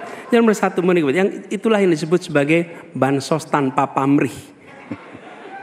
Kemudian yang kedua, pemberian bansos ini harus tepat sasaran. Artinya diberikan melalui pendataan yang baik, informasi data itu harus akurat, dan mekanisme pemberiannya melalui jalur birokrasi. Bukan dibagikan di pinggir jalan, tapi dibagikan langsung di lokasi menggunakan siapa jalur birokrasi. Kemudian yang ketiga, yang tidak kalah penting, ketika kita berbicara tentang bansos ini, harus bansos itu bisa dipastikan mereka yang miskin, prasejahtera itu termasuk di dalamnya. Jangan sampai mereka terlewatkan. Karena itu kami menyusun, ini sebagai bagian dari perubahan, adalah Bansos Plus. Angkanya ditingkatkan, yang belum masuk masih miskin dimasukkan, dan diberikan bekal pelatihan, pendampingan supaya mereka pelan-pelan bisa mandiri dan hidup lebih sejahtera. Jadi kami melihat ketika sampai kepada bansos ini adalah atas nama negara. Ketika saya bertugas di Jakarta, semua paket bansos di kerdusnya diberikan label dibiayai APBD DKI Jakarta, bukan dari gubernur, dari uang rakyat lewat APBD DKI Jakarta. Jelas posisinya. Selanjutnya kami mohon kepada calon presiden nomor 3, Bapak Ganjar Pranowo, menanggapi jawaban calon presiden nomor 1, Bapak Anies Baswedan. Waktu Bapak 1 menit dimulai saat Bapak berbicara. Terima kasih. Ya, kali ini pasti setuju dong.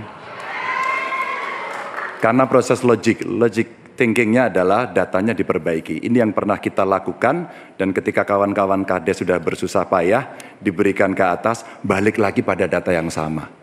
Seolah-olah kita abai pada soal data ini, sehingga betul-betul bansos yang diberikan, yang rencananya tadi menurunkan kemiskinan, mengurangi gap, menurunkan kemiskinan oke ternyata, tapi gap tidak. Berapapun besarnya, gapnya tetap tinggi. Ini menarik, dan kami punya data yang kita bisa baca, dan tentu saja ini penting. Memang paradigma bansos, sekali lagi, ini betul-betul hak rakyat. Tugas negara dan pemerintah adalah memastikan itu, bahwa ini adalah tepat sasaran dan tepat waktu.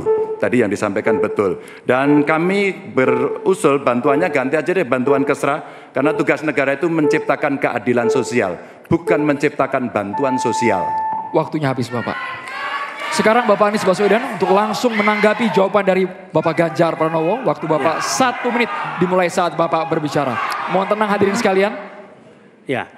Terima kasih Pak Ganjar. Dan yang dibutuhkan juga Pak Ganjar, kita harus mulai memikirkan opsi bahwa bantuan itu bisa berbentuk cash transfer, mengurangi potensi korupsi dalam pengadaan barang. Karena kita tahu pengadaan bantuan sosial itu pada satu sisi memang membantu, sisi lain ini memberikan usaha pada justru usaha-usaha raksasa. Karena yang diisikan di situ adalah produk-produk dari perusahaan-perusahaan raksasa. Dan ini yang menurut saya harus koreksi. Bila bantuan itu diberikan langsung dalam bentuk cash, ini salah satu yang perlu kita pertimbangkan. Mereka langsung gunakan sesuai dengan kebutuhannya. Lalu yang soal data. Data ini sesungguhnya bisa dikerjakan bersama-sama. Kami pernah lakukan di situ, pasti sama nih Pak Ganjar, berikan kepada RT, RW, mereka musyawarah mencocokkan siapa dalam daftar itu yang benar, siapa dalam daftar yang keliru. PKK, LMK, kemudian Karang Taruna, RT, RW, mereka bisa membantu. Datanya akurat, dananya dipakai sesuai kebutuhan. Makasih. Waktunya habis Bapak. Ya, untuk sesi selanjutnya kita berikan kesempatan Capres nomor urut 1 untuk bertanya ke Capres nomor urut 2. Kami persilakan Pak Anies untuk bertanya kepada Pak Prabowo. Waktunya 1 menit dimulai dari Anda berbicara. Silakan Pak Anies. Baik, Pak Prabowo yang saya hormati, gagasan yang Bapak bawa dan Bapak gaungkan adalah keberlanjutan. Pertanyaannya kemudian, apakah yang sekarang kurang dari pemerintah hari ini akan dilanjutkan? Asumsi saya tidak. Yang kurang tentu tidak dilanjutkan. Karena itu pertanyaan yang perlu dijawab adalah terkait dengan persoalan perempuan. Bagi kami persoalan perempuan ini sangat penting. Dan karena tadi tidak ditanyakan di dalam dialog tadi, maka saya merasa perlu untuk mengangkat tema ini untuk memberikan kepada kita yang nantinya berada di puncak kepemimpinan nasional, memberikan perhatian yang serius pada persoalan perempuan. Ini persoalan yang mendasar. Pertanyaannya Pak, Bisakah Bapak jelaskan apa yang kurang dalam pemberdayaan dan perlindungan perempuan sekarang dan bagaimana mengubahnya? Terima kasih, Pak. Ya, cukup waktunya. Silakan dijawab Pak Prabowo. Waktu Anda 2 menit untuk menjawab. Dimulai dari Bapak berbicara. Baik, benar sekali ya, kita benar-benar melihat bahwa peranan perempuan sangat penting dalam kehidupan suatu bangsa. Dan karena itu fokus saya adalah tadi ya, membantu gizi makan untuk kaum ibu-ibu yang hamil. Kedua, fokus kepada pendidikan. Saya ingin membangun sekolah-sekolah unggul terpadu di tiap kabupaten, di mana kaum perempuan harus diberi suatu kesempatan yang sama dengan kaum laki-laki, dan ini sudah saya rintis di Universitas Pertahanan, di program-program S1 yang kita buka di 10 prodi di bidang Science, Teknologi, Engineering, Mathematics. Ternyata proporsi perempuan sangat besar. Juga di Politeknik Vokasi di Atambua yang kita buka, justru perempuan lebih besar dari laki-laki di mahasiswa dan mahasiswinya. Jadi memang benar ini kita harus memberi kesempatan terutama melalui pendidikan dan pelayanan kesehatan. Ini saya kira sangat-sangat penting. Kita harus kurangi secara drastis angka kematian ibu yang kita termasuk 10 negara tertinggi angka kematian ibu pada saat melahirkan. Jadi saya kira upaya-upaya untuk kesetaraan gender sangat penting. Juga di bidang politik kita melihat kaum perempuan sudah sangat mengambil peran yang sangat menonjol. Dan saya akan mendorong peranan itu di pemerintah yang saya pimpin kalau saya dipilih. Terima kasih. Waktunya habis. Saya berikan kesempatan untuk Pak Anies menanggapi jawaban dari Capres nomor urut 2. Waktunya 1 menit. Silakan dimulai dari Bapak berbicara. Ya, terima kasih Pak Prabowo. Tapi mohon maaf, nampaknya Bapak belum menjawab pertanyaan kami. Karena pertanyaan adalah tentang perlindungan perempuan, yang permasalahan apa dan bagaimana mengubahnya. Mohon nanti sesudah ini mungkin bisa dielaborasi soal perlindungannya. Kami melihat ada 3 hal ketika bicara itu. 1, perlindungan. Karena kita menyaksikan jumlah kekerasan pada perempuan luar biasa banyak, tinggi. Catatannya ada 3,2 juta kasus selama 8 tahun terakhir ini. Itu yang tercatat, itu yang terlaporkan. Dan perempuan ini harus dimuliakan, harus dilindungi, dan kekerasan pada perempuan tidak boleh disepelekan, tidak boleh dianggap sebagai isu kecil. Dari mulai catcalling sampai kekerasan fisik, itu semua harus ditindak tegas dan kami akan tindak tegas. Kemudian yang kedua, kesetaraan. Yang sekarang bekerja dibangunkan daycare, sehingga bagi ibu yang mempunyai anak bisa ada tempatnya. Yang ketiga, kesejahteraan. Perempuan harus punya upah yang setara dengan laki-laki. Itu kira-kira Pak. Terima kasih. Baik, kami berikan kesempatan Pak Prabowo menanggapi respon dari Pak Anies tadi. Waktunya 1 menit, dimulai dari Bapak berbicara. Tadi Pak Anies kurang tegas membicarakan masalah kekerasan terhadap perempuan dan perlindungan. Oh, kita harus tegakkan hukum. Dalam perlindungan masalah-masalah itu kita tegakkan hukum. Dan itu harus kita tegakkan dengan sekeras-kerasnya. Dan itu sudah menurut saya aksiomatis. Tanpa kita berpikir panjang, memang itu kita harus lindungi seluruh rakyat kita, apalagi kaum perempuan dari segala bentuk penindasan, kekerasan, eksploitasi, human trafficking, dan sebagainya. Jadi saya sangat-sangat mendorong penegakan hukum yang sekuat-kuatnya dan bantuan kepada lembaga-lembaga event non pemerintah, NGO yang bergerak di bidang perlindungan kaum perempuan. Saya sendiri aktif menyelamatkan kaum perempuan yang bekerja di luar negeri dari tindakan-tindakan kekerasan seperti itu. Terima kasih. Baik. Terima kasih. Hadirin sekalian, sekarang waktunya Bapak Ibu di sini untuk memberikan apresiasi kepada para calon presiden. Kita juga akan melanjutkan sesi tanya jawab dan sekali lagi mengingatkan capres untuk menghindari ataupun kalau menggunakan terminologi dan singkatan dielaborasi terlebih dahulu ya. Kami kembali mengundang para calon presiden untuk menuju ke podium.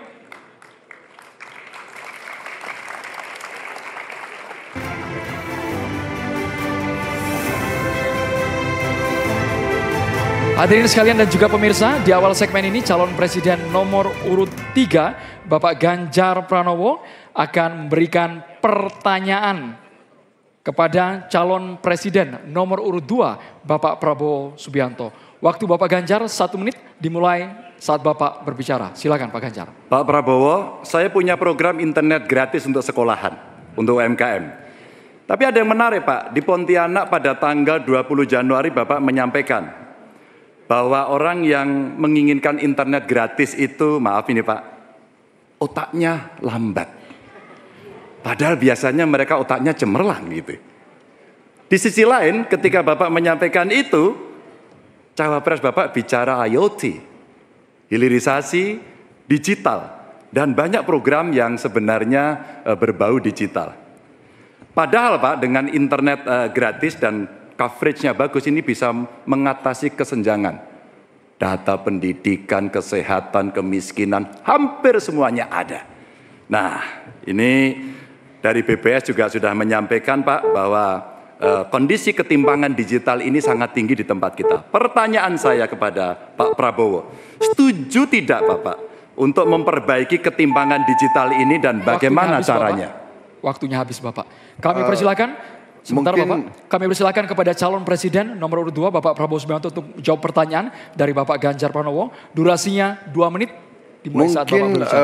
Tidak lengkap yang Bapak dengar ucapan saya.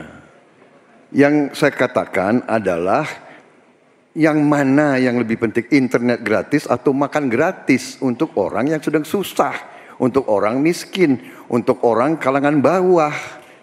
Itu yang saya maksud. Kalau internet gratis, ya saya setuju. Tapi jangan internet gratis lebih dipentingkan daripada makan gratis. Makan ini mutlak untuk rakyat kita. Mereka harus makan, anak-anak harus makan, orang miskin harus makan.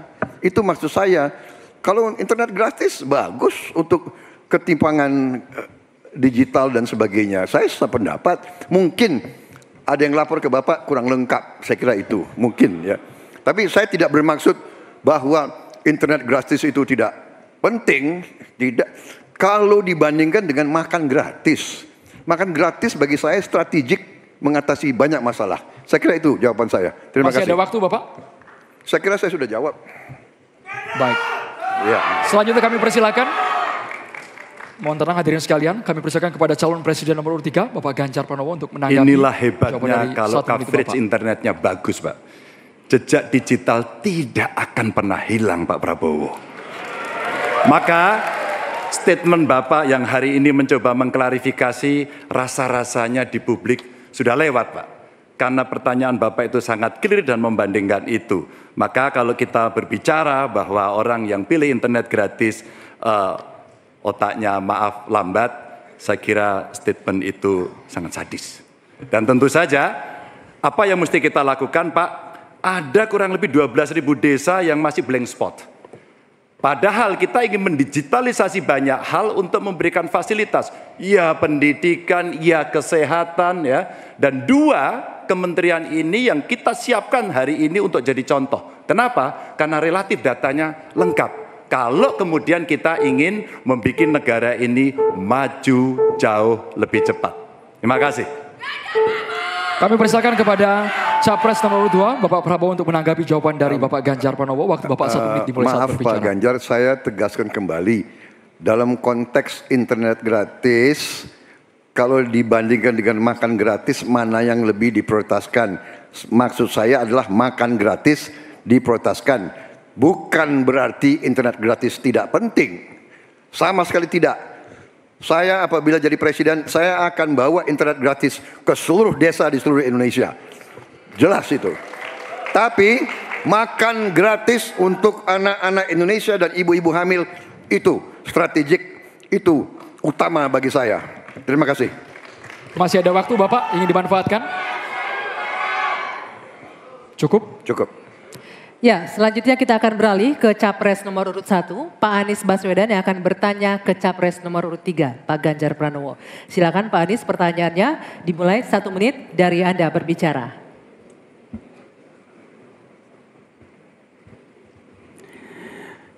Pak Ganjar, ini pertanyaan saya terkait UKT yang mahal itu. Kampus memang seharusnya merdeka dan memerdekakan. Dan kampus merdeka itu baik, tapi bukan berarti merdeka untuk menaikkan ongkos. Bukan berarti menggunakan segala cara untuk bisa mendapatkan dana dari mahasiswanya. Nah, belakangan kita mendengar fenomena ini. Bahkan ada yang kesulitan membayar UKT sampai harus malah dianjurkan untuk menyelesaikan lewat pinjol. Nah, bagaimana pendapat dan pandangan Pak Ganjar melihat problem pendidikan tinggi di Indonesia ini? Silakan Pak Ganjar. Ya, silakan waktunya 2 menit Pak Ganjar untuk menjawab. Terima kasih Pak Anies. Yang pertama, hentikan liberalisasi pendidikan. Hentikan hari ini. Berikanlah kepada para mahasiswa kita proporsi yang benar. Kenapa Ganjar Mahfud punya program 1 keluarga miskin, 1 sarjana agar mereka tidak direpotkan pada persoalan ini. Dan Pak Anies tadi betul, ikhtiar para mahasiswa hari ini agar dia tetap bisa sekolah adalah ngutang. Dan pinjol ternyata menjadi problem, dan saya sepakat, kami diskusi beberapa waktu lalu dengan para mahasiswa di Jogja, ini menjadi cerita utama. Pak Ganjar, apa kemudian yang bisa kita dapatkan ketika kemudian kita harus memacu diri agar nasib kami jauh lebih baik? Karena kami tidak bisa mendapatkan akses yang mudah di situ. Saya ingin mengangkat kembali sebenarnya. Dulu era senior-senior saya, senior-senior kita saya kira, termasuk kakak saya sendiri. Dia punya KMI kalau tidak salah waktu itu. Kredit Mahasiswa Indonesia. Dan kalau tidak salah kakak saya sampai hari ini ijazahnya tidak pernah diambil juga. Karena itu dia lulus menggunakan kredit yang sangat murah, diberikan skim oleh pemerintah, dan modelnya seperti Yarnen. Bayarnya setelah panen. Panennya apa? Ketika dia sudah lulus. Maka liberalisasi yang mesti dihentikan ini menurut saya mesti juga diimbangi dengan proporsionalitas kepada mana yang mampu dan mana yang kurang mampu. Yang kurang mampu mesti mendapatkan intervensi dari pemerintah, dan tentu saja apa yang mesti dikerjakan oleh perguruan tinggi pun dia harus bisa menunjukkan bahwa UKT ini dengan klaster-klaster pembiayaan seperti ini diperuntukkan untuk kalangan yang memang sesuai dengan strata mereka. Begitu. Cukup? Baik. Saya berikan kesempatan berikutnya untuk Pak Anies menanggapi jawaban dari Capres nomor urut 3. 1 menit, silakan dimulai dari Anda bicara. Ya, terima kasih. Bagus Pak Ganjar. Kami teruskan. Jadi kami melihat pendidikan tinggi sebagai supplier pembentukan kelas menengah Indonesia. Negara harus menempatkan pendidikan tinggi itu sebagai eskalator sosial ekonomi. Jadi kalau cara pandangnya begitu, maka biaya pendidikan tinggi ada 2 penyedianya. 1 orang tua, 1 negara. Nah, unsur negara harus lebih besar. Negara ambil alih biaya itu. Bukan justru malah dibebankan ke universitas. Supaya apa? Dosen, pimpinan universitas bekerja pada pendidikannya, pengajarannya, penelitiannya, pengabdian masyarakat. Biayanya negara yang masuk. Ini sebagai investasi. Nanti negara itu dapatnya pendapatan dari mana? Ketika mereka menjadi kelas menengah, mereka bekerja, mereka memberikan pajak bagi negara, tapi bukan pendapatan ketika mereka sedang sekolah. Jadi negara menciptakan universitas sebagai eskalator sosial ekonomi. Itu kira-kira juga dilakukan. Baik, kami berikan kesempatan terakhir untuk Capres nomor urut 3 memberikan tanggapan dari respon Pak Anies. Silakan Pak Ganjar 1 menit dari Anda berbicara. Kalau kita ingin membangun dan basisnya adalah sumber daya manusia, saya kira tidak boleh diingkari bahwa betul pendidikan adalah investasi. Jangan dihitung-hitung sebagai sebuah kos. Maka kalau kemudian saya mau berbagi pengalaman di Jawa Tengah, kenapa saya cari keluarga miskin agar anaknya bisa sekolah langsung kerja? kami mulai dari SMK karena alhamdulillah kami mampu untuk mengcover itu. Ada SMK Jateng, mereka sekolah 3 tahun dan lulus. Kami ingin tingkatkan ini. Kemana? Ke perguruan tinggi. Agar mereka kemudian bisa jauh lebih baik lagi. Dengan cara itu, ruang-ruang publik kehadiran negara khususnya dalam bidang pendidikan inilah yang bisa kita berikan kepada mereka. Hari ini yang kita tuju adalah bagaimana kebijakan ini berpihak kepada yang lemah.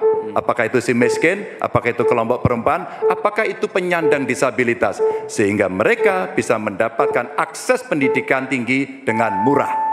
Baik, silakan selanjutnya. Selanjutnya hadirin sekalian, calon presiden nomor urut 2 Bapak Prabowo Subianto, kami persilakan untuk bertanya kepada calon presiden nomor urut 1 Bapak Anies Baswedan. Waktu Bapak 1 menit dimulai saat Bapak berbicara. Pak Anies, kita mengerti tadi bahwa angka kematian atau usia hidup Indonesia termasuk cukup memprihatinkan, dan ini masalahnya adalah karena kekurangan dokter. Apakah Bapak setuju dengan gagasan saya untuk secara besar-besaran mengirim 10.000 anak-anak kita ke luar negeri dengan beasiswa penuh untuk belajar kedokteran dan sains, teknologi dan engineering mathematics sebagai langkah darurat untuk mengatasi kesulitan ini dalam waktu yang sesingkat-singkatnya. Terima kasih. Masih ada waktu Bapak? Cukup? Silakan Bapak Anies Baswedan untuk langsung menjawab pertanyaan dari Bapak Prabowo Subianto. Waktu Bapak 2 menit untuk menjawab, silakan. Ya, prinsip untuk meningkatkan kompetensi kami setuju Pak. Karena kompetensi yang meningkat bagaimanapun juga akan bermanfaat. Nah, isunya adalah kita harus melihat apa yang menjadi urgen hari ini. Dan di situ harus berbicara dengan siapa? Berbicara dengan stakeholder. Negara punya kewenangan, tapi sekali lagi pengetahuan dan situasi di lapangan kita harus berbicara dengan stakeholder. Siapa itu? Asosiasi profesi, kemudian Kementerian Kesehatan, dinas di daerah, kemudian para aktivis, para pengamat, para pakar. Kumpulkan datanya, lihat apa yang menjadi kebutuhan. Sehingga kita bukan meloncat langsung ini adalah yang dibutuhkan. Kenapa? Karena seringkali yang kita anggap sebagai kebutuhan belum tentu di lapangan itu menjadi kebutuhan. Tapi prinsip pengembangan kompetensinya setuju Pak. Dan bila memang diharuskan untuk belajar ke luar negeri, maka go ahead. Tapi bila dibalik, profesor yang dibawa ke sini, institusinya dibawa ke sini juga tidak masalah. Karena dengan begitu proses belajar itu akan terjadi. Jadi kami melihat pengembangan kompetensi itu baik. Jangan tapinya memastikan sesuai dengan data yang ada supaya apa yang kita investasikan bisa menjawab kebutuhan. Jadi ada unsur pentingnya, ada unsur urgensinya. Kita kerjakan mana? Yang dapat dua-duanya, yang urgen dan yang penting, supaya hasilnya bisa langsung kita manfaatkan untuk Indonesia. Begitu jawabannya kira-kira Bapak. Terima kasih. Masih ada waktu Bapak? Cukup? Ingin dimanfaatkan? Kami persilakan kepada Bapak Prabowo untuk langsung menanggapi jawaban dari Bapak Anies Baswedan. Waktu Bapak 1 menit. Baik, saya kira Pak Anies, saya kira masalahnya adalah datanya sudah cukup jelas bahwa kita kekurangan 140.000 dokter. Sebagai contoh, di Atambua ada satu rumah sakit yang seharusnya ada 16 dokter, dokternya hanya 1 orang. Jadi dia kewalahan, dia harus melayani 3 kabupaten. Jadi bagaimanapun pemerintah saya kira harus ambil tindakan-tindakan yang cukup darurat. Dan untuk itu menurut kami ya, kita harus ambil langkah-langkah berani, mengirim sebanyak mungkin. Tapi saya setuju juga mengundang profesor-profesor untuk mengajar di kita. Jadi saya usulkan bahwa dari 92 fakultas kedokteran kita tingkatkan menjadi 300 fakultas kedokteran. Jadi saya kira usul Pak Anies baik juga. mengundang profesor Waktunya ke habis, Indonesia. Bapak. Terima kasih. Terima kasih, waktunya habis. Kami persilakan Bapak Anies Baswedan untuk menanggapi jawaban dari Bapak Prabowo. Waktu Tentu. Bapak 1 menit. Baik, terima kasih. Jadi, tapi ini juga Pak Prabowo yang saya hormati, kita banyak memberikan perhatian pada aspek kuratifnya. Itu memang betul, harus dikerjakan. Tapi jangan lupa aspek preventifnya. Dan ketika bicara aspek kuratif ada 2. Satu adalah soft infrastructure, tadi tenaga medisnya. Yang kedua hard infrastructure-nya. Apa itu? Misalnya nih, 15 dari 38 provinsi belum memiliki rumah sakit kelas A. Ini harus dibangun. Kemudian 171 kecamatan di 8 provinsi ini belum memiliki puskesmas. Jadi kita harus memikirkan dua-duanya, Pak.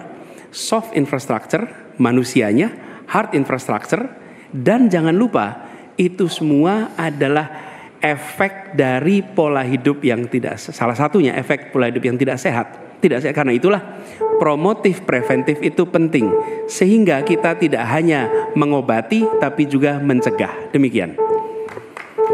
Baik, Ya. terima kasih Bapak. Baik, berakhir sudah sesi tanya jawab antar calon presiden. Kita masih akan lanjutkan lagi, tapi silakan beri tepuk tangan yang meriah dulu untuk sesi tanya jawab 3 calon presiden ini. Dan di segmen ini kita akan sama-sama mendengarkan pernyataan penutup atau closing statement dari ketiga calon presiden. Untuk itu kami mengundang bukan hanya pasangan calon presiden tetapi juga calon wakil presiden untuk sama-sama menuju ke podium. Kami mohon kepada calon presiden dan juga calon wakil presiden untuk sama-sama menuju ke atas panggung. Kita akan dengarkan bersama pernyataan penutup yang akan disampaikan hanya calon presiden yang akan menyampaikan pernyataan penutup. Ya, baik. Mohon tenang sebentar ya. Sebentar lagi. Oke, kesempatan pertama kami akan berikan pernyataan penutup yang akan disampaikan oleh Capres nomor urut 1, Bapak Anies Rashid Baswedan. Waktunya 4 menit, dimulai dari Anda berbicara. Silakan.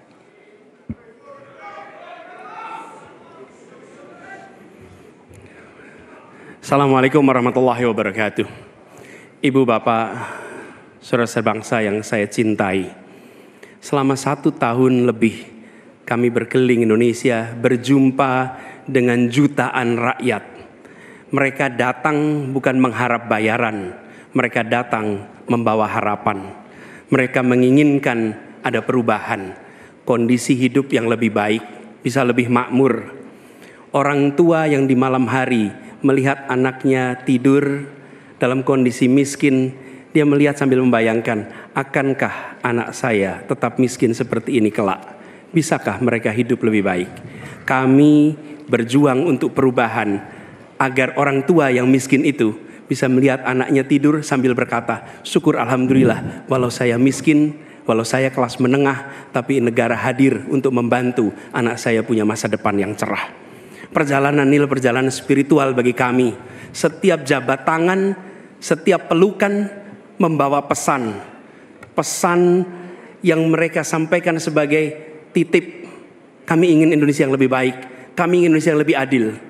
Dan kami tahu Tuhan yang Maha Kuasa, Allah Subhanahu wa taala, menginginkan kekuasaan yang welas asih, yang cinta kasih.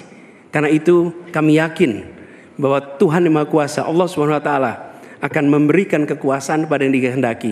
Qul yallahumma malikal mulki tu'ti mulka man tasya wa tanziul mulka mimman tasya. Bahwa Tuhan akan memberikan dan mencabut dari yang dikehendaki.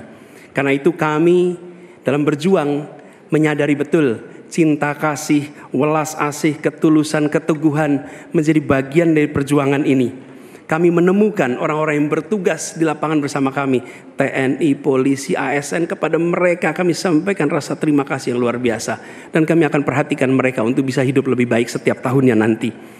Kita juga menyaksikan ada yang menolak ini, yang hidup dari ketimpangan ini, yang justru merasakan kekuasaan dari ketimpangan ini. Itu yang akan kami lawan. Tapi kami tidak melawan dengan kebencian, kami tidak melawan dengan rasa ketidaksukaan.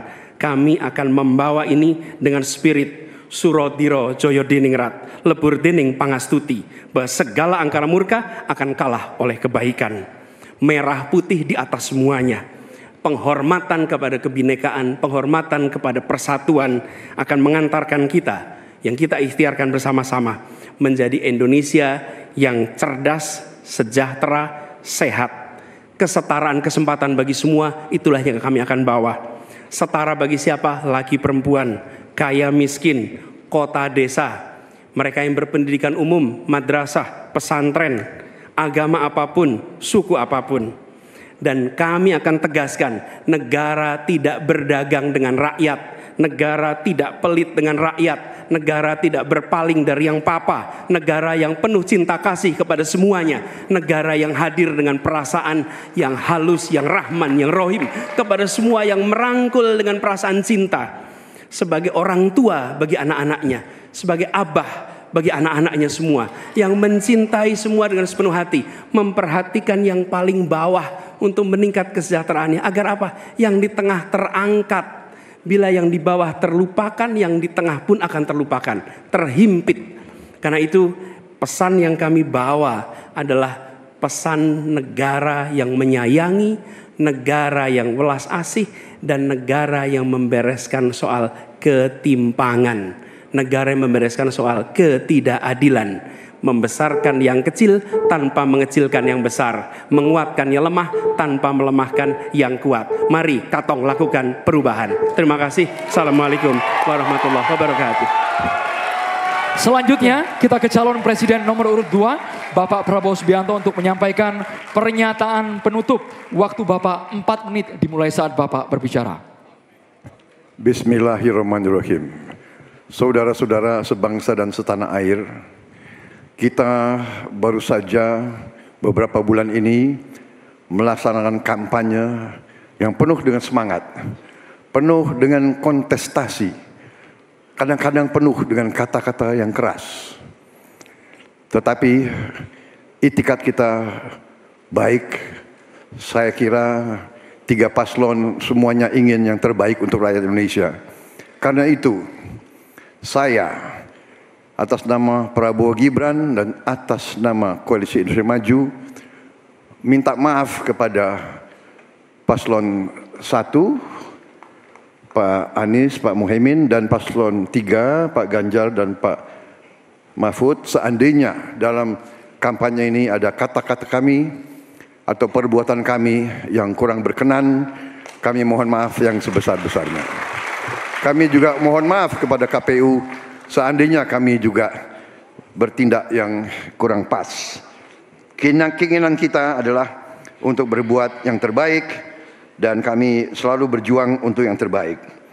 Saudara-saudara sekalian, yang penting kita harus membangun dan menegakkan kerukunan, persatuan, kekeluargaan di antara semua unsur dan semua kalangan bangsa Indonesia. Terutama adalah kerukunan di antara pemimpin-pemimpin Indonesia. Saya tetap menganggap Mas Anies, Mas Muhaimin, Pak Ganjar, Profesor Mahfud adalah saudara-saudara saya sendiri. Kita berjuang untuk bangsa Indonesia, kita berjuang karena cinta kita kepada rakyat Indonesia. Saudara-saudara sekalian, manakala Prabowo Gibran dan Koalisi Indonesia Maju atas izin Tuhan Yang Maha Besar, Tuhan Yang Maha Esa, menerima mandat dari rakyat, kita akan jadi pemimpin nasional untuk seluruh rakyat Indonesia. Saya akan jadi presiden untuk seluruh rakyat Indonesia, termasuk yang tidak memilih saya dan termasuk yang tidak percaya sama saya akan berjuang untuk seluruh rakyat Indonesia. Kami berjuang, bertekad menghilangkan kemiskinan dari Indonesia. Kami bertekad menghilangkan kelaparan dan kurang gizi bagi rakyat Indonesia. Kami bertekad mengurangi angka kematian ibu-ibu yang sedang melahirkan. Kami berjuang untuk menghilangkan korupsi dari bumi Indonesia. Kami berjuang untuk perdamaian bagi rakyat Indonesia dan bagi bangsa Indonesia. Kami berterima kasih kepada semua pemimpin-pemimpin Indonesia, semua presiden Indonesia, Bung Karno, Pak Harto, Pak Habibie, Gus Dur, Ibu Megawati, Pak SBY, dan Pak Joko Widodo. Mereka adalah putra-putri terbaik bangsa Indonesia. Kami terima kasih kepada mereka telah menjaga republik kita. Sekarang kita menikmati, tidak terlibat dalam pertikaian dengan bangsa-bangsa lain. Kita sekarang fokus, musuh kita adalah kemiskinan, musuh kita adalah kelaparan, musuh kita adalah kesulitan rakyat, harus kita atasi.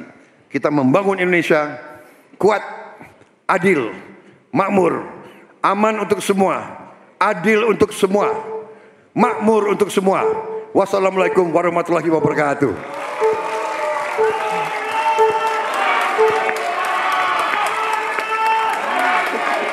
Ya, pernyataan penutup selanjutnya akan disampaikan oleh calon presiden nomor urut 3 kepada Bapak Ganjar Pranowo. Kami persilakan 4 menit waktunya dimulai dari Anda berbicara.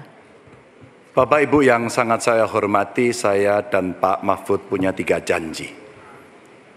Taat kepada Tuhan, patuh kepada hukum dan keadilan, dan setia kepada rakyat. Kenapa ini harus saya sampaikan? Selama kita berkeliling, kita mendengarkan baik-baik apa yang rakyat sampaikan.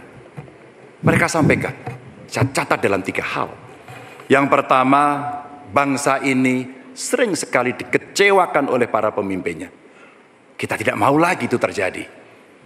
Mulai dari fasilitas kesehatan yang tidak terpenuhi, mulai dari pendidikan yang tidak inklusif, lapangan kerja yang tidak bisa menjangkau lebih banyak orang, atau barangkali bagaimana 1000 kehidupan pertama untuk mencegah stunting itu mesti betul-betul dilakukan agar bangsa ini punya investasi besar terhadap SDM yang ada di Indonesia. Itu janji yang harus ditepati. Kita tidak boleh lagi membiarkan kekecewaan itu terulang dan kemarahan rakyat kemudian muncul, lalu mereka menjadi apatis.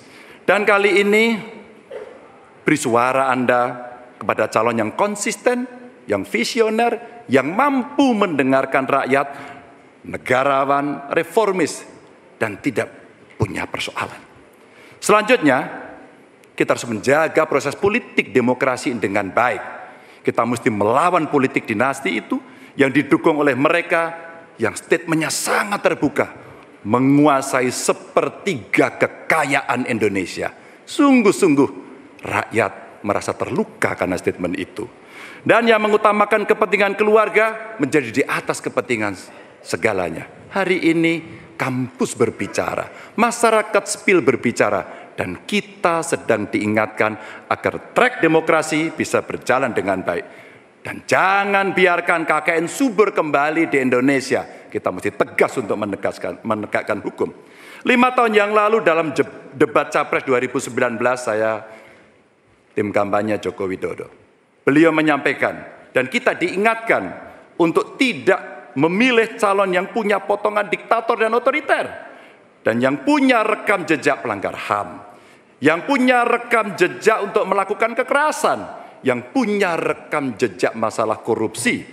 Saya sangat setuju apa yang beliau sampaikan. Agar kriteria ini menjadi pegangan kita semua dalam memilih pemimpin. Dan yang ketiga, saya berjanji bersama Pak Mahfud jika terpilih bersama Pak Mahfud memimpin Republik ini, kami tidak akan mengecewakan rakyat. Rakyat merupakan sumber energi kami. Ruang-ruang terbuka yang mesti diakomodasi. Mereka adalah detak jantung kami. Mandat rakyat adalah amanah suci buat kami. Dan bismillahirrahmanirrahim, kita mulai sebuah era baru Indonesia, era di mana tidak satu rakyat pun ditinggalkan. No one left behind. Dan kita memasuki era gotong royong menuju Indonesia unggul. Dan terima kasih kepada seluruh rakyat Indonesia yang telah memberikan inspirasi, menitipkan harapan kepada pundak kami berdua untuk memilih nomor 3, Ganjar Mahfud, dan insya Allah Indonesia pasti lebih baik. Terima kasih untuk kawan-kawan partner saya, pasangan nomor 1 dan 2. Kami senang hari ini kita bisa berdiskusi, bisa berdebat, dan kita berada pada posisi yang sama-sama saling menghormati.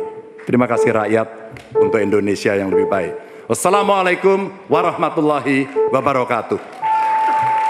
Itulah pernyataan penutup dari masing-masing pasangan calon.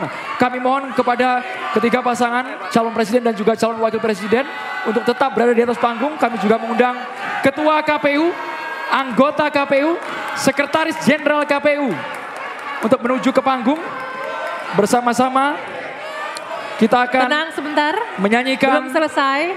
Tenang. Hadirin sekalian, kami mohon tenang. Sebentar. Kita akan langsung sama-sama menyanyikan. Mohon sebentar, kita akan menyanyikan lagu Padamu Negeri sejenak.